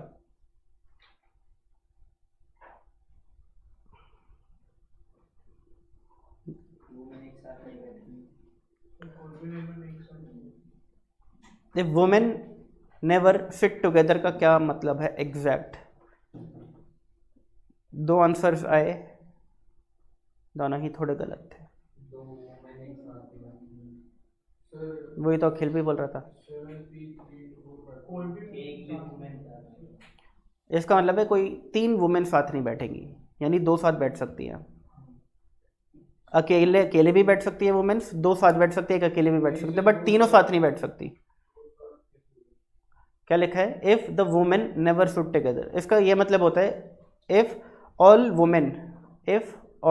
वुमेन नेवर सिट टुगेदर, ये की बात है। देखो अगर आप बोलते हो कि कोई भी दो वुमेन साथ नहीं बैठ सकती तो उसके लिए क्वेश्चन होता है if no two women sit together, if no two womens sit together, उसमें हम बोलते हैं कि सारी वुमेन्स अलग अलग बैठेंगी। और यहाँ पे क्या लिखा है, if the women never sit together, इसका क्या मतलब है कि सारी वुमेन साथ नहीं बैठेंगी, यानी दो साथ बैठ सकती है और अलग अलग भी बैठ सकती है। अब समझ आया क्वेश्चन में, इस क्वेश्चन में ये चीज़ हिडन है, ठीक है ना, जो आपको समझनी है। नोट टू नहीं लिखा, not two women sit together नहीं लिखा, लिखा है if the women never sit together.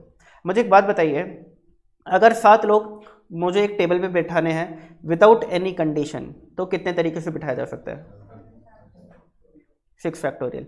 अब मुझे एक बात बताइए, अगर मैं बोलता हूँ कि सारी वुमेन साथ बैठे एक टेबल पर, सारी वुमेन साथ बैठे एक टेबल पे, ठीक है ना, अब इस अरेंजमेंट को कितने तरीके से किया जा सकता है?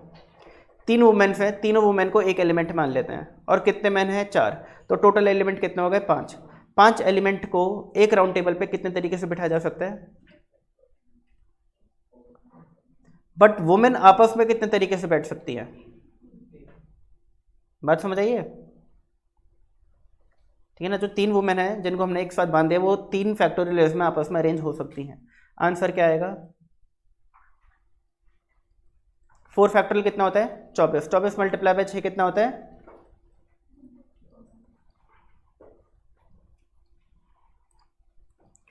आया समझ?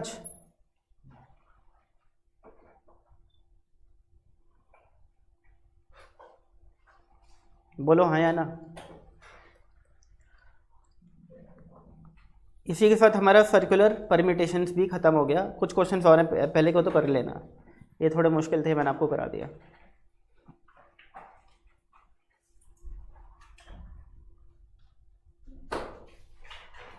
आगे बढ़े।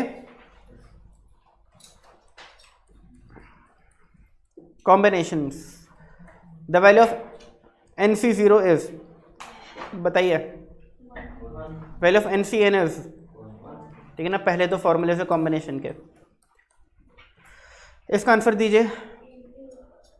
ए 2 की power n minus 1, second last formula of, second last या third last formula of combinations, ठीक है ना, थर्ड लास्ट। आखिरी के दो तो वो थे कि हाईएस्ट वैल्यू किसकी होगी। अच्छा, अगर यहाँ पे बाय चांस NC0 से शुरुआत हो रही होती फिर क्या आंसर होता? बी ऑप्शन, 2 की पावर n, ठीक है ना, 2 option. Which one is true? NCR is equal to NCN minus R, बिल्कुल सही है भैया। NCR has meaning only when n is greater than equal to r is greater than equal to 0, ठीक है जी।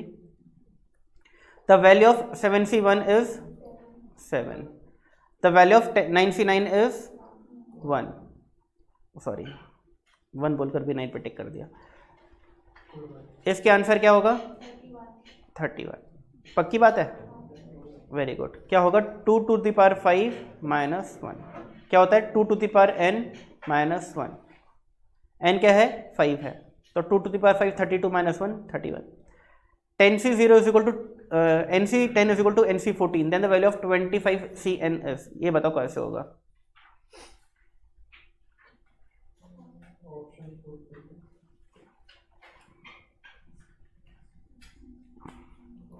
पहले तो एक बात बताइए मुझे, n की वैल्यू क्या होगी?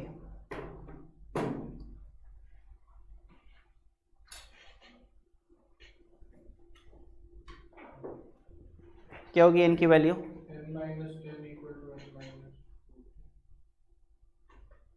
हमें एक फॉर्मूला पता है, NCR is equal to NCN minus R, पता है। अगर आप मान के चलो ये R है और ये n माइनस R है, मान सकते हैं। अगर मेरा R 10 है और n माइनस R जो है वो 14 है, ठीक है ना, तो बताओ n क्या होगा? इसकी वैल्यू उसमें पुट करूं तो n minus 10 is equal to 14, तो n कितना हो गया? 24। तो 24C10 और 24C14 बराबर होगा? होगा। तो n की वैल्यू कितनी आ गई? 24। अब 25C24 को क्या मैं 25C1 लिख सकता हूँ? अगेन इस वाली प्रॉपर्टी का यूज़ कर रहा हूँ मैं। पता 25C1 क्या होता है?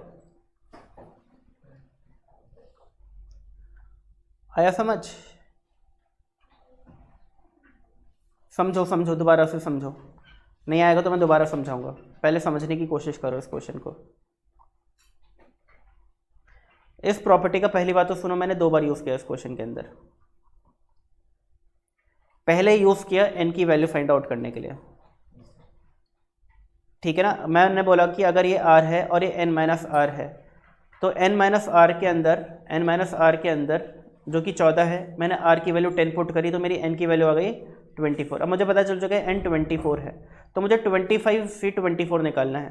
मैंने दोबारा इस प्रॉपर्टी का यूज़ किया और मैंने बोला कि 25C24 can be written as 25C25 minus 24 which is 25C1, और इसका आंसर होता है 25। आगे बढ़े तो देखो, अगर आपको एग्जाम में, फाउंडेशन एग्जाम में 100 क्वेश्चन 120 मिनट में करने हैं, तो आपको यही अप्रोचेस यूज़ करनी पड़ेंगी। अब अगर आप ये बैठ करके सोचो कि इसको मैं प्रॉपर सॉल्व कर करके आंसर निकाल लूँ फाइनली 1-1.5 पेज लगा करके, तो आपका पेपर कभी भी टाइम पे ख़त्म नहीं होगा। आ रही बात समझ? टाइम पे ख़त्म करने के लिए आपको ये प्रॉपर्टीज़ या अप्रोचेस यूज़ करनी पड़ेंगी। इनको आप चाहे ट्रिक समझो, चाहे डिफरेंट अप्रोच समझो क्वेश्चन सॉल्व करने की, कुछ भी समझो, बट ये इनका यूज़ करना पड़ेगा। बताइए जी, 108 वेरी इंपॉर्टेंट क्वेश्चन और बहुत ज़्यादा ईजी है, वेरी इंपॉर्टेंट एंड बहुत ज़्यादा ईजी है। कौन बताएगा?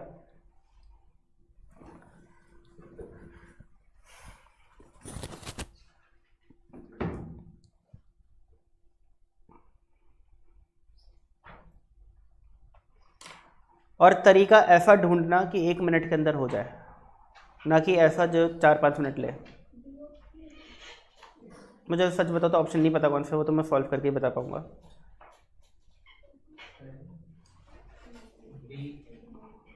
ये लो, पास ऑन कर दो अखिल।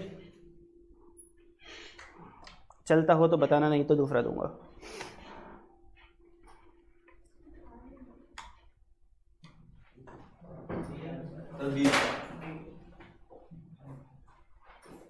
तो तुम इतने आलसी हो, तुमसे पेन नहीं उठाया जा रहा अपना। चलो सर ये फिर वापस ले लूँ। दे दो। हाँ जी, क्या होगा इसका आंसर? कैसे किया? नहीं सर, वो होती है ना सर प्रॉपर्टीज की, NPR equal to NCR into R। Very good. NPR is equal to NCR multiply by R factorial. तो NPR की वैल्यू क्या है? 336। NCR की वैल्यू क्या है? 56 मल्टीप्लाई बाय R फैक्टोरियल। तो R फैक्टोरियल कितना हो जाएगा? 336 डिवाइड बाय 56 विच इज 6। तो R कितना हो जाएगा?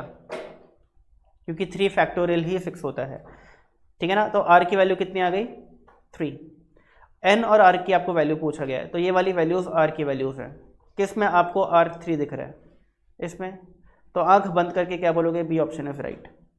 अगर आपको 2 ऑप्शंस के अंदर R की वैल्यू 3 दिख रही होती तो फिर आप N की वैल्यू भी निकालते हैं, बट यहाँ पे ज़रूरत नहीं है। ऑप्शन से कर लो, कोई दिक्कत नहीं है, बट मुझे लगता है ऑप्शन से जल्दी इस तरीके से हो जाएगा।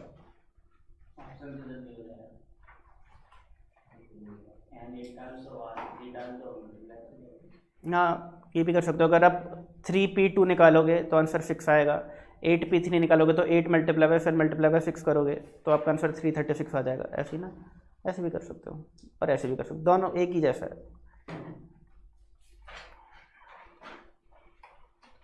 चलिए,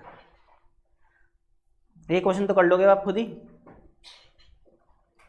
R की वैल्यू निकालनी है, ठीक है। तो हमें सिंपली क्या करना है? 604800 डिवाइडेड बाय 120। 5040 आ रहा है, बताओ किसका फैक्टोरियल 5040 होता है?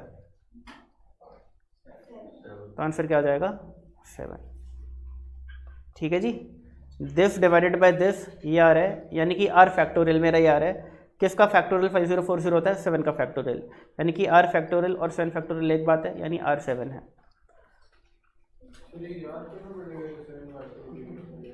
हाँ, आपने लेक्चर्स नहीं देखे क्या? मैंने आपको बताया था कि पहले 7 फैक्टोरियल्स को लर्न कर लो, 0 से लेकर के 7, बहुत इजी है। हाँ, स्टार्टिंग के पहले लेक्चर में बता दिया था जितना मुझे याद है। सर, हाँ बोलो आकृति। सर लॉग की क्लास है, लॉग आउट कर लूँ? Okay, thank you sir. ये 1, ये 2, ये 6, 24, 120, 720, 5040. A team of 12 men is to be formed out of n persons. Then the number of times 2 men A and B are together is.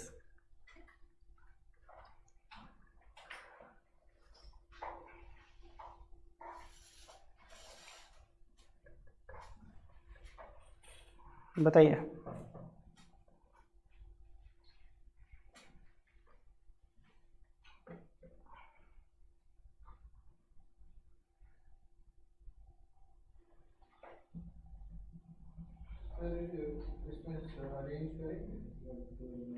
नहीं, formed की बात कर रहे हैं तो आपका फिर सिलेक्शन का ही काम है। मुझे बता NC12 का क्या मतलब है? NC12 का मतलब है कि n में से 12 लोग कितने तरीके से सिलेक्ट किए जा सकते हैं, बट हमें ये नहीं बताना। हमारे पास कंडीशन भी है कि A और B साथ होने चाहिए, are together. The number of times 2 men A and B are together is n-1 C 11। इसका क्या मतलब हुआ?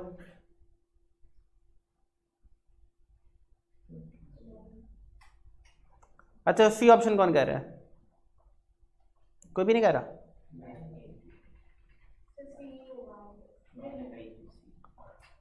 देखो, अगर मान के चलो n की जगह यहाँ पर 20 लिखा होता और आप बोलते कि a और b साथ होने चाहिए, तो आप क्या करते? a और b का बंडल बना देते कि भाई तुम साथ ही रहना हमेशा। अब आपके पास कितने लोग बचते? 18। अरे a और b को साथ कर देते तो 18 बचते। 18 और 1 कितना होता? 19। 19 कैसे आएगा? 20 - 1। तो यहाँ पर भी क्या करना चाहिए? n-1।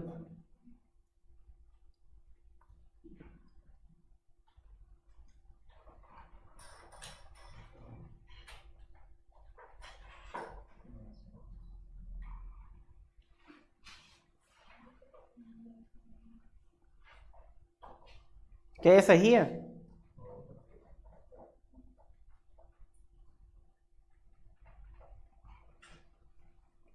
बताओ भाई, क्या ये सही है? इसमें कुछ गलत है क्या?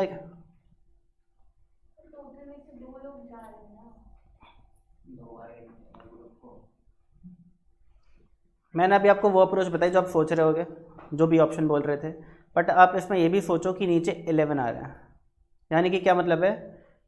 अगर मेरे एग्जांपल से देखा जाए तो 19 में से 11 लोग कितने तरीके से सिलेक्ट किए जा सकते हैं?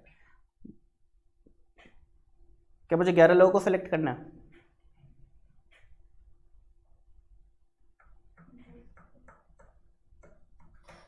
कितने लोगों को सिलेक्ट करना है? जो बोलता है 10 लोगों को सिलेक्ट करना है,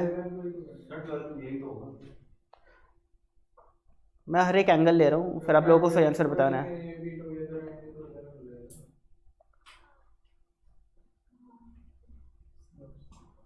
बताओ जी, सी होगा, डी होगा, सी होगा, बी होगा?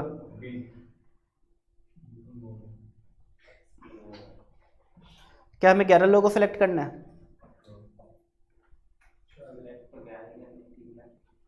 देखो, यहाँ पे कहीं भी लिखा है कि ए और बी होने ही चाहिए।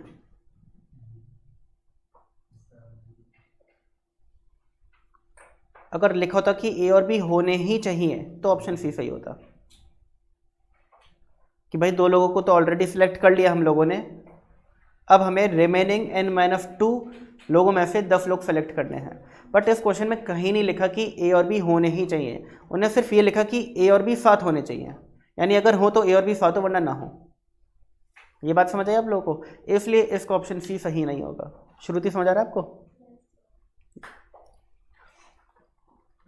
तो आपको इसकी लैंग्वेज पकड़नी है। अगर लिखा होता कि ए एंड बी टीम में होने ही चाहिए और साथ होने चाहिए, तो फिर आप सी ऑप्शन टिक करते हैं।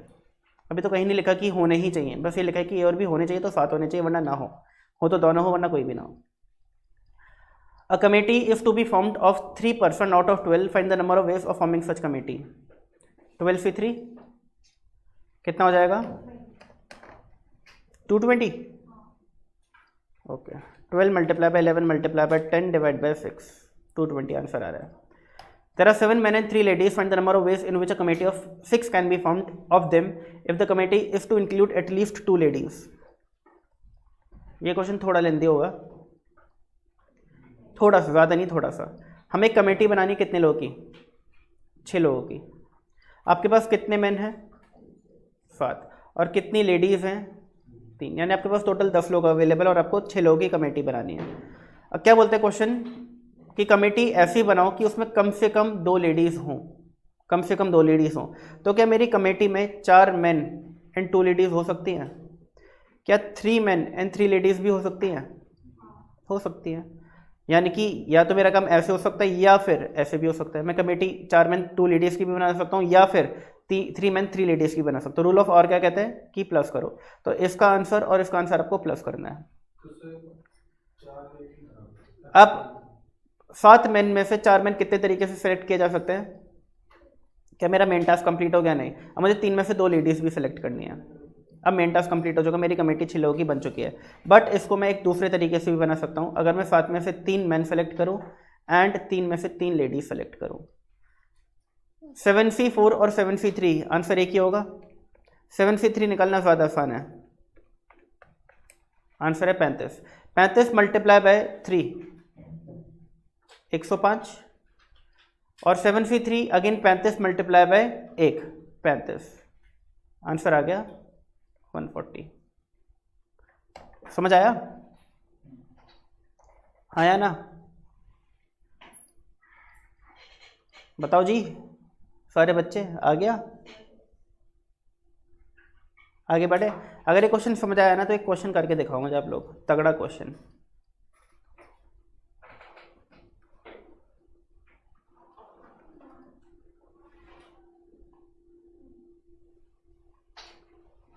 एक 116।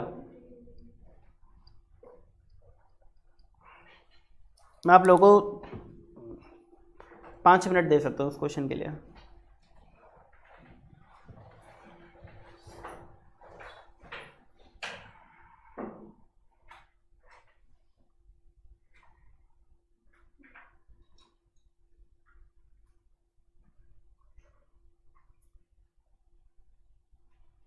ये क्वेश्चन पहली बात एग्ज़ाम में नहीं आएगा किसी भी हालत में, बहुत लेंथी क्वेश्चन है, इसका कोई छोटा तरीका भी नहीं है, बट आपकी कॉन्सेप्ट क्लैरिटी के लिए बहुत इंपॉर्टेंट है, इसलिए मैं करा रहा हूँ।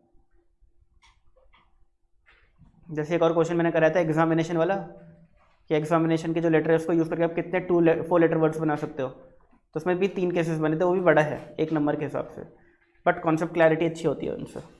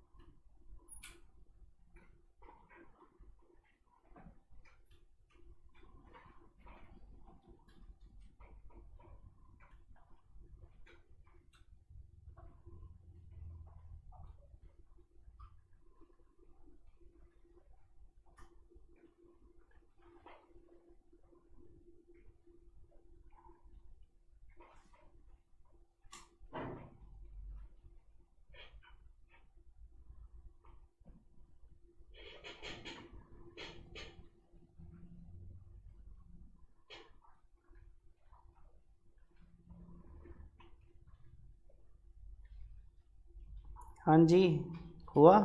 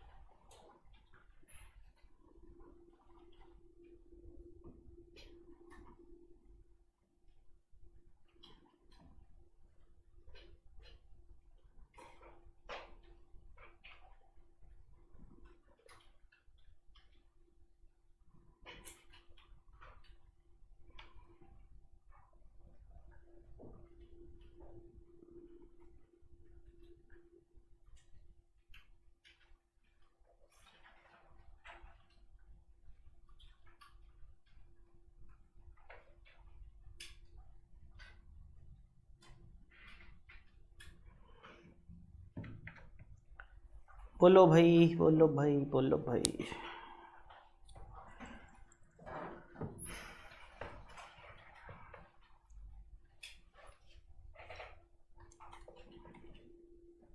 सर 8,000 ऑप्शन नहीं है।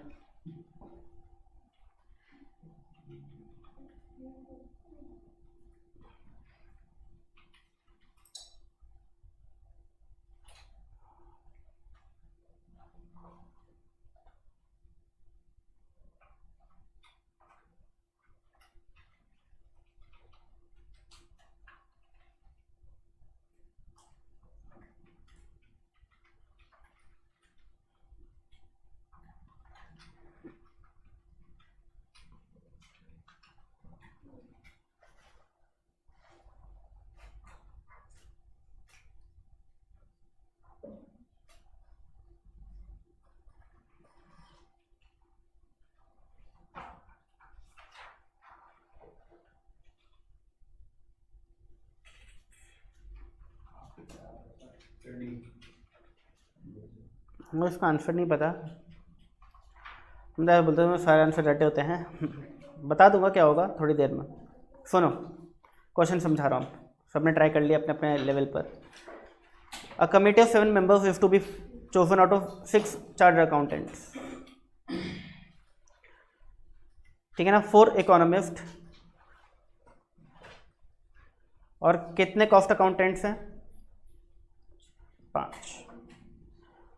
In how many ways this can be done if in the committee there is at least 1 member of each group and at least 3 chartered accountants? कम से कम 3 चार्टर्ड अकाउंटेंट होने चाहिए।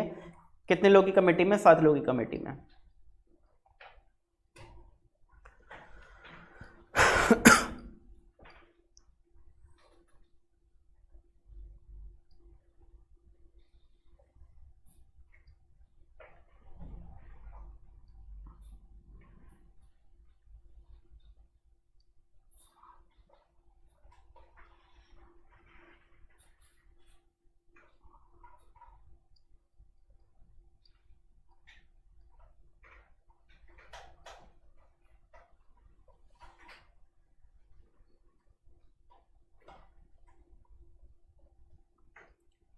देखो जी, 3 सीए कम से कम होने चाहिए। 3 सीए कम से कम होने चाहिए। तो एक कमेटी बनाते हैं जिसमें 3 ही सीए हैं। ठीक है ना। इकोनॉमिस्ट रखते हैं 1, क्योंकि कम से कम एक इकोनॉमिस्ट भी होना ज़रूरी है। कितने लोग बच गए? 3। 7 लोग अगर पूरे करने हैं 3 सीए में। एक कमेटी बनाते हैं जिसमें 3 सीए हैं, 2 इकोनॉमिस्ट हैं, 2 सीएमए हैं। एक कमेटी बनाते हैं जिसमें 3 सीए हैं, 3 इकोनॉमिस्ट है, 1 सीएमए है। और कोई पॉसिबिलिटी है क्या 3 सीएस के साथ? नहीं। एक कमेटी बनाते हैं जिसमें 4 सीए हैं, 1 इकोनॉमिस्ट है, 4 5 6 7, 4 सीए हैं, 2 इकोनॉमिस्ट हैं, 1 सीएमए है। ठीक है जी। और क्या हो सकता है? 5 1 1। इसके अलावा कुछ और हो सकता है क्या? नहीं। ठीक है ना। एटलीस्ट 3 सीएस होने चाहिए। तो हर कमेटी में कम से कम 3 सीएस हैं और एटलीस्ट एक मेंबर हर ग्रुप का होना चाहिए। वो भी हो रहा है। इन सब के आंसर्स को प्लस करें, क्योंकि हर एक तरीका मेन टास्क को कंप्लीट करे कमेटी बना करके दे रहा है। But main task can be completed in alternate ways as well, इसलिए रूल ऑफ और लग रहा है। बताओ जी, 6 में से 3 CS कितने तरीके से सिलेक्ट हो सकते हैं? 4 में से 1 इकोनॉमिस्ट और 5 में से 3 CMA, और ऐसे करते करते आपको सारे आंसर्स को अब ऐड करना है। Selection committee is to be formed. जब ये सिलेक्शन करना होता है तो अरेंजमेंट मैटर नहीं करता।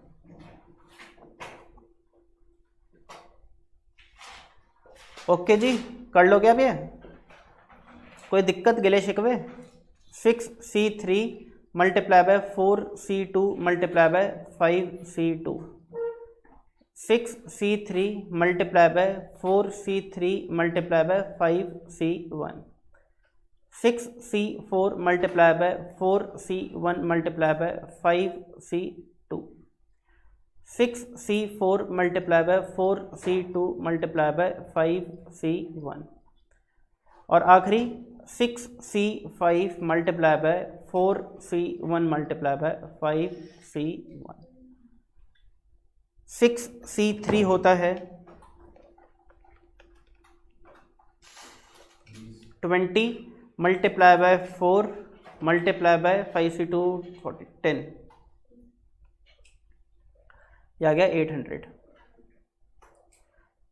6C3 अगेन कितना आ रहा था, मैं भूल गया। 20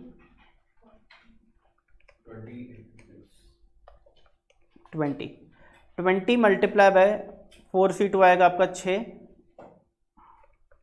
मल्टीप्लाई बाय 5C2 आपका आएगा 10, 1200। Again 20 multiply by 4 multiply bye 5, 400। 6C4 और 6C2 बराबर होता है, 6C2 होता है 15, 15 multiply by 4 multiply by 10, 600। Again 15 multiply by 6 multiply by 5, और 6 मल्टीप्लाई बाय 4 मल्टीप्लाई बाय 5,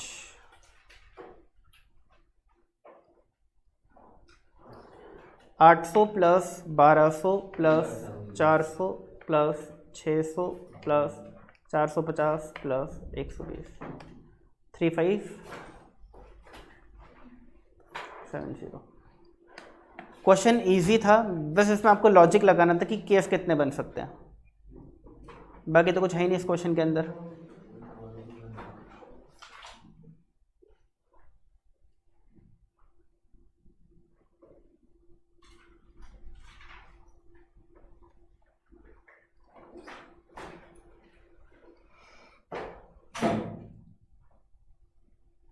हाँ जी, समझ आ गया?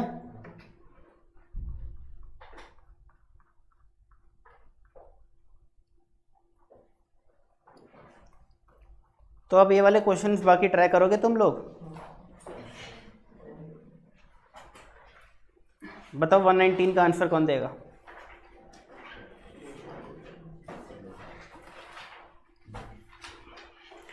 A person has 8 friends. The number of ways in which he may invite one or more of them to a dinner is.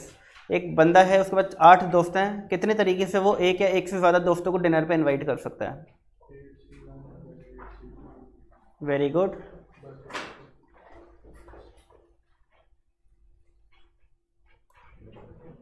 ये होगा इसका answer, ठीक है ना? यहाँ पे देखो, अगर बंदा एक ही दोस्त को इनवाइट करता है तो 8 तरीके से इनवाइट कर सकता है। 8 में से किसी एक को इनवाइट कर लिया, हो सकता है 2 दोस्तों को इनवाइट करे, हो सकता है 3 को करे, हो सकता है 4 को करे, हो सकता है 5 को करे, हो सकता है 8 में से 6 को करे, 8 में से 7 को करे, और आखिरी है कि 8 को कर लें।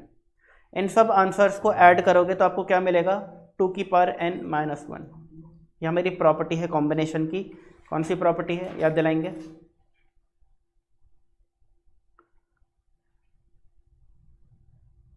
कहाँ गई ये रही,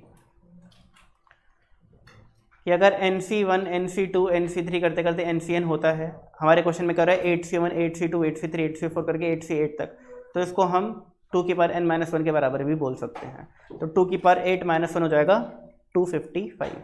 बात समझ आ गई?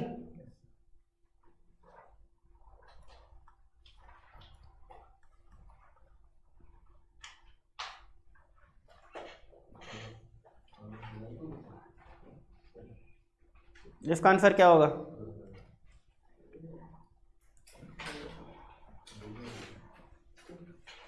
बताइए जी।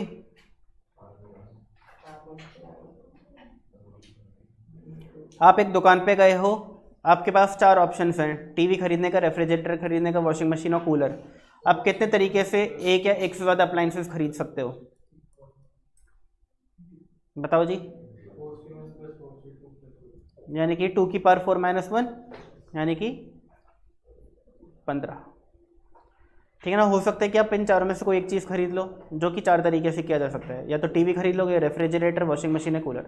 हो सकता है आप 4 में से कोई 2 चीज़ खरीद लो, हो सकता है 4 में से कोई 3 चीज़ खरीद लो, या 4 में से चारों चीज़ें खरीद लो।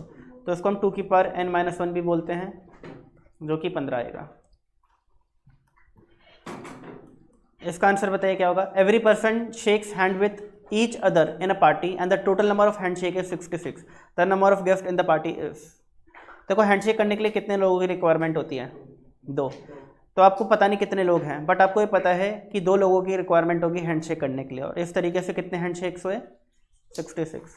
तो n और n-1 का जो मल्टीप्लिकेशन है वो 66 है। 2 नंबर्स कॉन्जिक्यूटिव नंबर्स जिनका मल्टीप्लिकेशन 66 होता है। बताइए। अरे 2 कॉन्जिक्यूटिव नंबर्स पूछे हैं भैया, 11 6 कॉन्जिक्यूटिव नंबर्स थोड़ी ना है।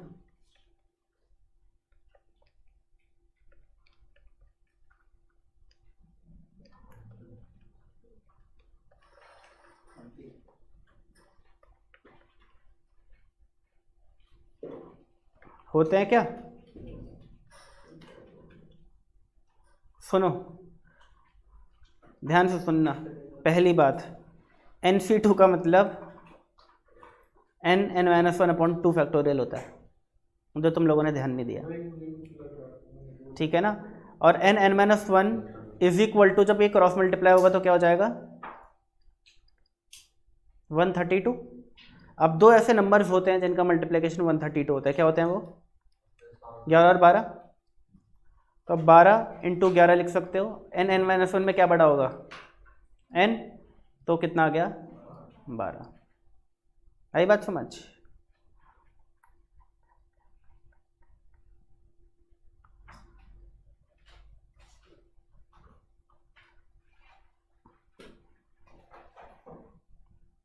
ये क्या करेंगे इसका आंसर?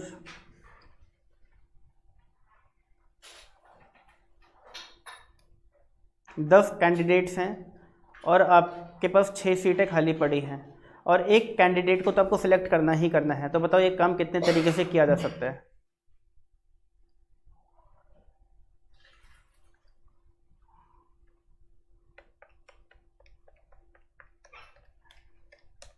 वन 126।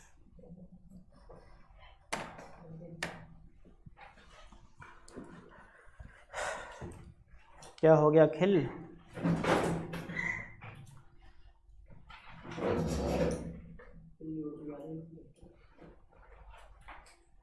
ये सारे क्वेश्चन ट्राई करना आप लोग।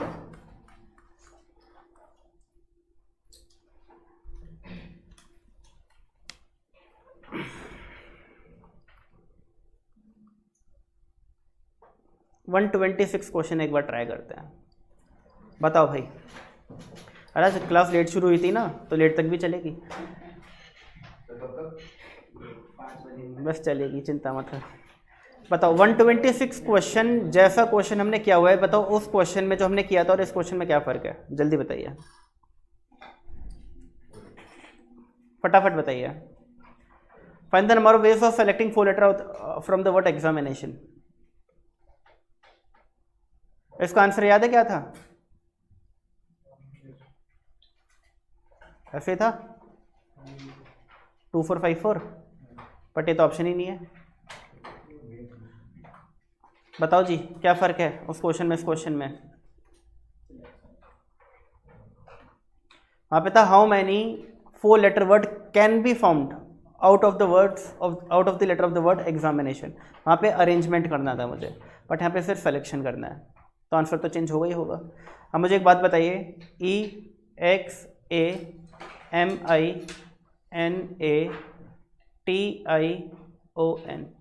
कितने डिफरेंट लेटर्स हैं? कितने सेम लेटर्स हैं?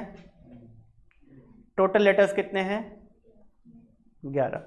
1 2 3 4 5 6 7 8 9 10 11। ठीक है जी। केस 1 क्या था? टू सेम जो 4 लेटर आप सेलेक्ट कर रहे हो सकता है उसमें 2 लेटर सेम हो और 2 लेटर सेम हो। अगर 2 सेम सिलेक्शन करते हो तो कितने तरीके से सिलेक्ट किया जा सकता है? आपके पास कितने ऑप्शंस अवेलेबल हैं 2 सेम के लिए? आपको 3 में से कितने सिलेक्शन करने हैं? तभी तो 2 सेम बनेंगे। बात समझ आई? ये हो गया सिलेक्शन।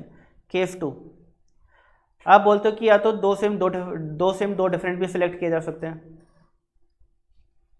बताओ जी। 2 सेम अगर आपको करना है तो आपको इन 3 में से कोई एक कॉम्बिनेशन चाहिए, और फिर आपके पास 1 2 3 4 5 6 7, आपके पास 7 ऑप्शंस बचे। ठीक है ना? 8 मुझे लगा 8 कैसे हो गए? 7 ऑप्शंस बचे। 7 में से आपको कितने चाहिए? 2 चाहिए। याद आया? अगर आपने ए सेलेक्ट कर लिया, लेट से 3 में से एक सेलेक्ट करना था, ए कर लिया। अब 1 2 3 4 5 6 7 ऑप्शन बचा और आपको 2 डिफरेंट लेटर्स चाहिए। 3C1 मतलब क्या होता है? 3, और 7C2 मतलब क्या होता है? 21। और आखिरी केस बताइए क्या होगा? All different. आपके पास कितने डिफरेंट नंबर्स हैं? 8, और आपको कितने सेलेक्ट करने हैं? 4। 8C4 कितना होता है? 70। तो आपके टोटल सिलेक्शन कितने हो गए? 66 + 70 136। उसमें हमने क्या किया था? सिलेक्शन के बाद अरेंजमेंट भी किया था। इसमें हमने सिर्फ वो अरेंजमेंट वाला काम नहीं किया है, सिलेक्शन वाला काम किया है। याद आ गया? ठीक है ना? इसलिए बोलता हूँ रिवीजन ज़रूरी है। रिवीजन किया होता टाइमली अच्छे से तो ये याद होता आपको।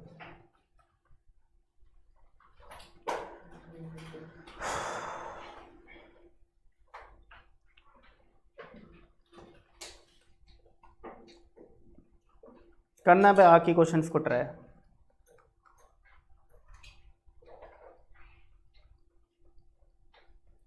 हम्म 132 क्वेश्चन देखो। A question paper consist of 6 questions each having an alternative. The number of ways an examinee can answer 1 or more questions is. बताइए जी। एक क्वेश्चन पेपर है जिसमें 6 क्वेश्चन और हर क्वेश्चन का एक ऑल्टरनेट भी है, और जो एग्जाम दे रहा है बच्चा उसको कम से कम एक क्वेश्चन सॉल्व करना है। ठीक है ना? तो बताओ कितने तरीके से इस पेपर को सॉल्व कर सकता है? आपके पास 6 क्वेश्चन हैं। 1 2 3 4 5 6। मतलब पहले क्वेश्चन के पास कितने ऑप्शन हैं? पहला ऑप्शन उसको सॉल्व करोगे, दूसरा ऑप्शन उसको ऑल्टरनेट सॉल्व करोगे, और तीसरा ऑप्शन सॉल्व ही नहीं करोगे। समझ आई बात? हमने क्वेश्चन इस टाइप का किया हुआ है। कौन सा क्वेश्चन था वो? उसमें ऑल्टरनेट नहीं था। उसमें वैसे पूछा गया था कि अगर आपका सीए का एग्जाम है जिसमें 7 सब्जेक्ट हैं, कितने तरीके से आप फेल हो सकते हो, ये वो क्वेश्चन था। तो हमने 2⁻7 - 1 किया था उसके अंदर। याद आ रहा है? ठीक है ना? इस क्वेश्चन में क्या है कि भाई आपके पास 6 क्वेश्चन है, हर क्वेश्चन का एक ऑल्टरनेट भी है। तो आप देखो आप क्या कर सकते हो, या तो आप क्वेश्चन 1 सॉल्व करोगे, या फिर उसको ऑल्टरनेट सॉल्व करोगे, या उसको ऑल टुगेदर छोड़ दोगे। तो हर क्वेश्चन के लिए आपके पास कितने ऑप्शन होंगे? तो टोटल ऑप्शंस कितने हो गए? बट आपको बोलता है कि कम से कम एक क्वेश्चन तो सॉल्व करना ही करना है। अब इसके अंदर एक ये भी ऑप्शन हो सकता है कि आप सारे क्वेश्चन छोड़े, तो उस एक पॉसिबिलिटी को माइनस कर दो। बात समझ आ गई? ठीक है ना? 3 ऑप्शन थे। लेट से आपने ऑप्ट किया कि मुझे ये क्वेश्चन करना ही नहीं है, ना मेन ना ऑल्टरनेट। इसमें भी वही ऑप्ट कर लिया, इसमें भी वो ऑप्ट कर लिया, इसमें भी, इसमें भी, इसमें भी।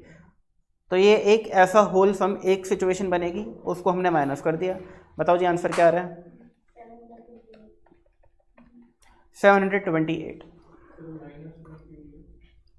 क्योंकि एक पॉसिबिलिटी वो भी हो गया जब आप हर एक क्वेश्चन को छोड़ आए हो, ना आपने ना मेन क्वेश्चन किया ना ऑल्टरनेट किया, हर एक क्वेश्चन को छोड़ दिया। क्वेश्चन बोलता है कि एटलीस्ट एक क्वेश्चन तो करना ही करना है, तो हमने सिर्फ एक उस पॉसिबिलिटी को माइनस कर दिया। बात समझ आ गई ना? वहाँ पे भी हमने ये चीज़ करी थी वैसे तो इसका आंसर हो जाएगा 728। तो आपको समझ आ गया इस टाइप के क्वेश्चन कैसे होते हैं? ठीक है ना, इस टाइप के हमने 2 क्वेश्चन कर लिए, एक सीए इंटर में पास होने वाला और एक ये वाला भी।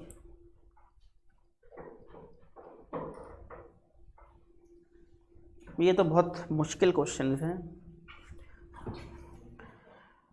3:30 तो यहीं पे हो गए। बताओ जरा, एक बार मैं एक काम कर लूँ। मैं 3:30 बजे एक मेरा मेन काम होता है।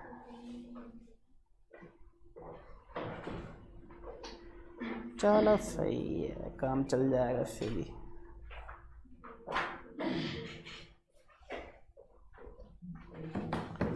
सुनो भाई, you have to make a choice of 4 balls out of 1 red, 1 blue and 10 white balls. The number of ways this can be done to always कुछ तो गलत है, एक मिनट रुको।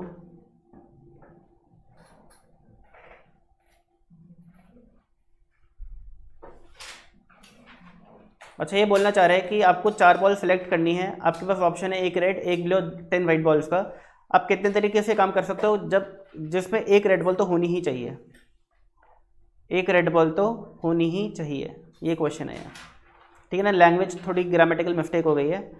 ठीक है ना, ये क्वेश्चन है। सुनो, आपके पास टोटल बॉल्स कितनी है? सॉरी 4 नहीं है। ये क्वेश्चन तो बहुत ईजी है, मुश्किल नहीं है। गलती से मुश्किल बोल दिए, बॉल्स वाला देख कर ना मुझे लगा मुश्किल वाला है। ये तो बहुत सुपर डुपर इजी क्वेश्चन है। 1 red 1 blue and 10 white, 12 balls हैं। आपको इसमें से 4 बॉल सिलेक्ट करनी है और रेड बॉल तो होनी चाहिए, तो उसको सिलेक्ट कर लो। अब कितनी बॉल्स बची हैं आपके पास? समझ आ गई बात? ठीक है ना, 11 बॉल बची और 1 बॉल तो होनी चाहिए, उसको आपने साइड कर ही लिया। अब आपको 3 बॉल के सिलेक्शन की जरूरत है, तो 11C 3 वेज में ये काम आप कर सकते हो। ये तो सुपर डुपर इजी था। You have to make a choice of 4 balls out of 1 red 1 blue and 10 white balls. The number of ways this can be done to include the red ball but exclude the blue ball always is. तो आपको करना क्या है, आपके पास again वही 12 balls हैं, 1 red 1 blue और 10 white balls. आप कितने तरीके से 4 बॉल को सेलेक्ट कर सकते हो, और हर सिलेक्शन के अंदर रेड को तो इंक्लूड करना ही करना है बट ब्लू को एक्सक्लूड करना है। तो हमने क्या किया, हमारे पास जो 12 बॉल्स थी उसमें से रेड इंक्लूजन वाले में डाल दिया, जो 4 बॉल चाहिए थे उसमें एक पोट्री थी जिसमें 4 बॉल डालनी थी, उसमें 1 डाल दी, और ब्लू को हमने हटा दिया उसमें से। अब कितनी बॉल्स बची मेरे पास? ठीक है ना, कितनी बॉल्स बची? 1 डाल दी पोट्री में जिसमें चाहिए 1 निकाल दी जो चाहिए ही नहीं, तो 12 में से 2 चली गई, 10 बची, और कितनी और डालनी है पोट्री के अंदर? 3।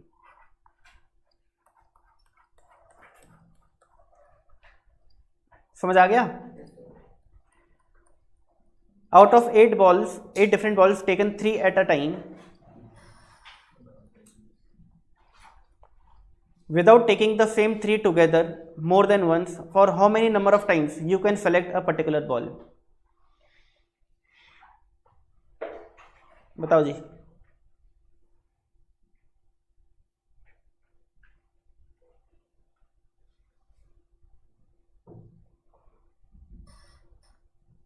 आपके पास 8 डिफरेंट बॉल्स हैं, टेकन 3 एट अ टाइम। आपको एक बार में 3 बॉल्स निकालनी है, without taking the same 3 together more than once.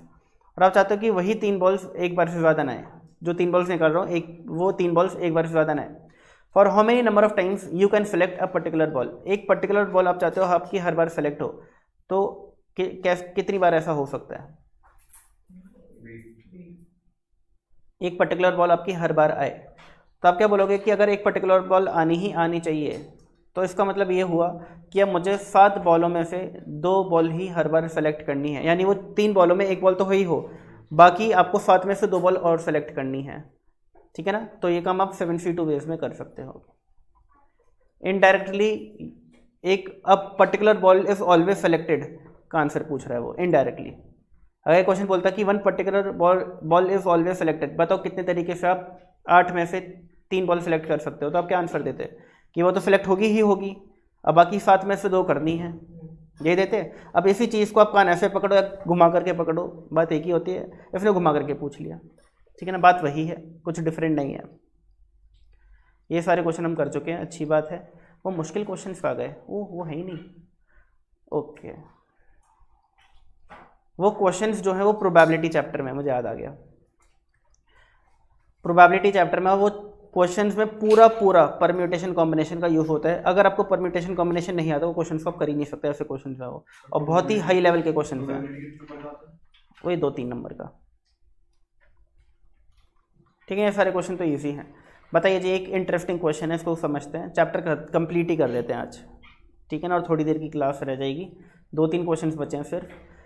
141 question, 5 bulbs of which 3 are defective, 5 bulbs हैं जिसमें 3 क्या हैं डिफेक्टिव, यानी कि 2 क्या होंगे सही, तो सही को मैं गुड लिख दूं, ठीक है ना, good bulbs. There 3 are defective are to be held in 2 bulb points, और आपका एक रूम है, लेट से इस रूम के अंदर 2 बल्ब पॉइंट्स हैं, आपको इन दोनों बल्ब पॉइंट्स में क्या लगाना है, बल्ब लगाना है। Number of trials the room shall be lighted is, बताओ कितने ट्रायल्स में रूम लाइट हो जाएगा।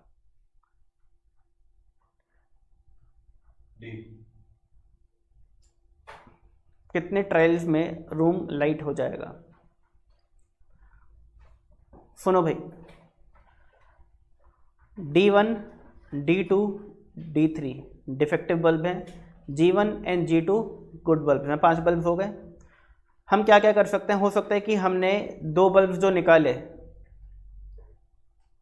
वो D1 D2 थे, क्या रूम में रोशनी होगी, हो सकता है D1 D3 निकाले, क्या रूम में रोशनी होगी, D1 G1 निकाले, क्या रूम में रोशनी होगी, D1 G2 निकाले, क्या रूम में रोशनी होगी। हम जानना चाहते हैं कि कितने तरीके से रूम में रोशनी हो जाएगी, तो जिन जिन वेज में रूम में रोशनी हो जाएगी उस पर मैं टिक लगा रहा हूँ। अगर दोनों ही डिफेक्टिव है तो रूम में अंधेरा ही रहेगा, पहला तीसरा निकालते हैं तो भी रूम में अंधेरा रहेगा, एक डिफेक्टिव एक गुड निकालते हैं तो रूम में रोशनी हो जाएगी।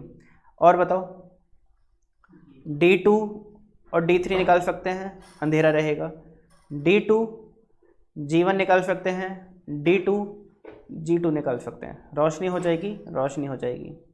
फिर D3 G1 निकाल सकते हैं, D3 G2 निकाल सकते हैं, G1 और G2 निकाल सकते हैं, रोशनी रोशनी रोशनी, 1 2 3 4 5 6 7। इसके अलावा कोई और कॉम्बिनेशन हो सकता है क्या, बताइए जी, कोई और कॉम्बिनेशन पॉसिबल है, नहीं।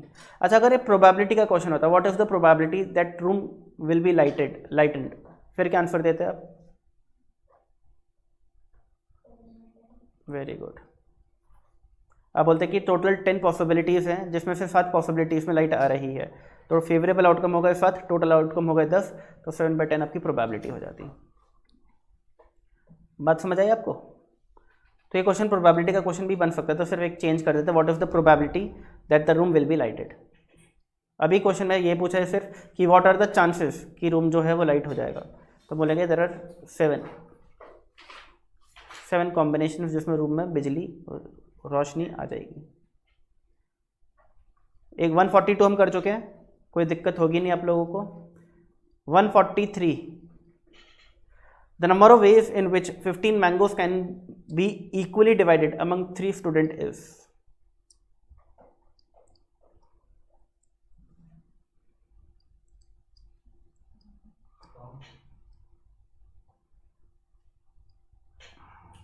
सोनू बोलते हैं 5, बाकी बताइए।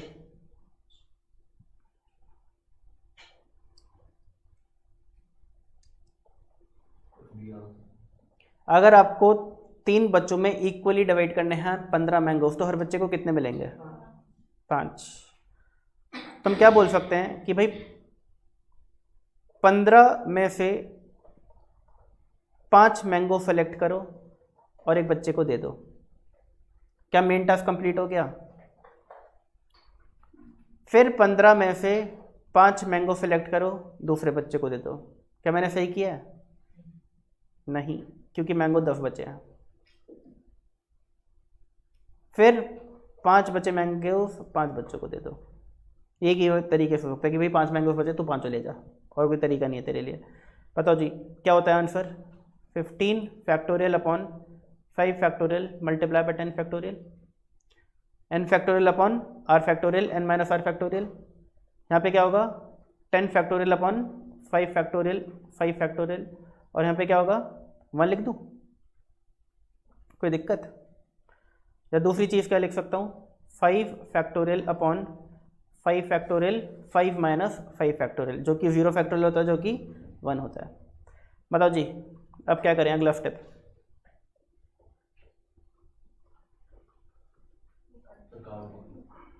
और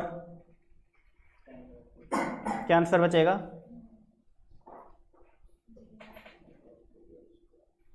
कौन सा ऑप्शन दिख रहा है? ये बात समझ इजी था, ठीक है ना? 15 मैंगोज हैं, कोई 5 मैंगो कितने तरीके से सेलेक्ट कर सकते हो? 5, 15, C 5। एक बच्चे को दे दिए, दूसरे बच्चे को बोला है कितने मैंगोस बचे हैं? 10। 10 में से 5 मैंगो कितने तरीके से सेलेक्ट कर सकते हो? 10, C 5। बच्चे को दे दिए, तीसरे बच्चे को बोला है कितने मैंगोस बचे हैं? 5। 5 मैंगोस 5 तरीके से सिलेक्ट, 5 मैंगोस में से 5 ही मैंगो सेलेक्ट करने कितने तरीके से कर सकते हो? एक तरीके से, कि उन 5 को सिलेक्ट करो, कोई और ऑप्शन ही नहीं है। 5, C 5 सॉल्व किया, आंसर आ गया। 7 distinct things are to be divided in 3 groups consisting 2, 2 and 3 things respectively. Now find number of ways this can be done.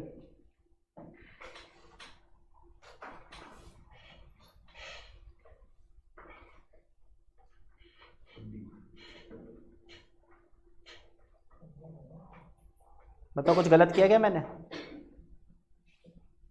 आपके पास 7 डिस्टिंक्ट चीज़ें हैं जो आपको 3 ग्रुप में बांटनी है। एक ग्रुप में 2, एक ग्रुप में 2, एक ग्रुप में 3 जानी चाहिए। तो आपने 7 में से एक ग्रुप को 2 दे दी सिलेक्ट करके, फिर आपके पास 5 बची, 5 में से 2 दे दी, फिर आपके पास 3 बची, 3 में से 3 दे दी। 7C2 कितना होता है? 5C2 कितना होता है? और 3C3 कितना होता है? आंसर क्या आ गया? 210। हो गया चैप्टर फिनिश। बताओ जी कोई गिले शिकवे? हाँ जी। अब आपको क्या करना है? वैसे तो चैप्टर में ऑलमोस्ट करा चुका हूँ, छोटे मोटे बीच के कुछ क्वेश्चंस बचे हैं अभी भी, आप लोगों को खुद ट्राई करना है। ट्राई करो। इनकी जो सोल्यूशन पीडीएफ है मैं ऑलरेडी ग्रुप में भेज चुका हूँ, सबके पास है? सोल्यूशन पीडीएफ ग्रुप में भेज चुका हूँ, आज एक बार दोबारा भेज दूंगा। आपके पास पीडीएफ होगी क्वेश्चंस करने के लिए, पर उसमें सोल्यूशंस भी होंगे। ये क्वेश्चंस भी हैं, और जो राइट ऑप्शन है वो बोल्ड हो रखा है। अब ग्रुप में एडिट नहीं हो अभी फाउंडेशन वाले? ऐप पे मैं ऐड कर दूंगा। ऐप पर मैंने आपको रिक्वेस्ट भेज दी है, आपका मैसेज नहीं आया था? कोई आया होगा, चेक कर लेना। मैसेज आया होगा आपके पास, नॉर्मल मैसेज, व्हाट्सएप पे नहीं आया होगा, नॉर्मल मैसेज आया होगा। आप सिंपली क्या करना,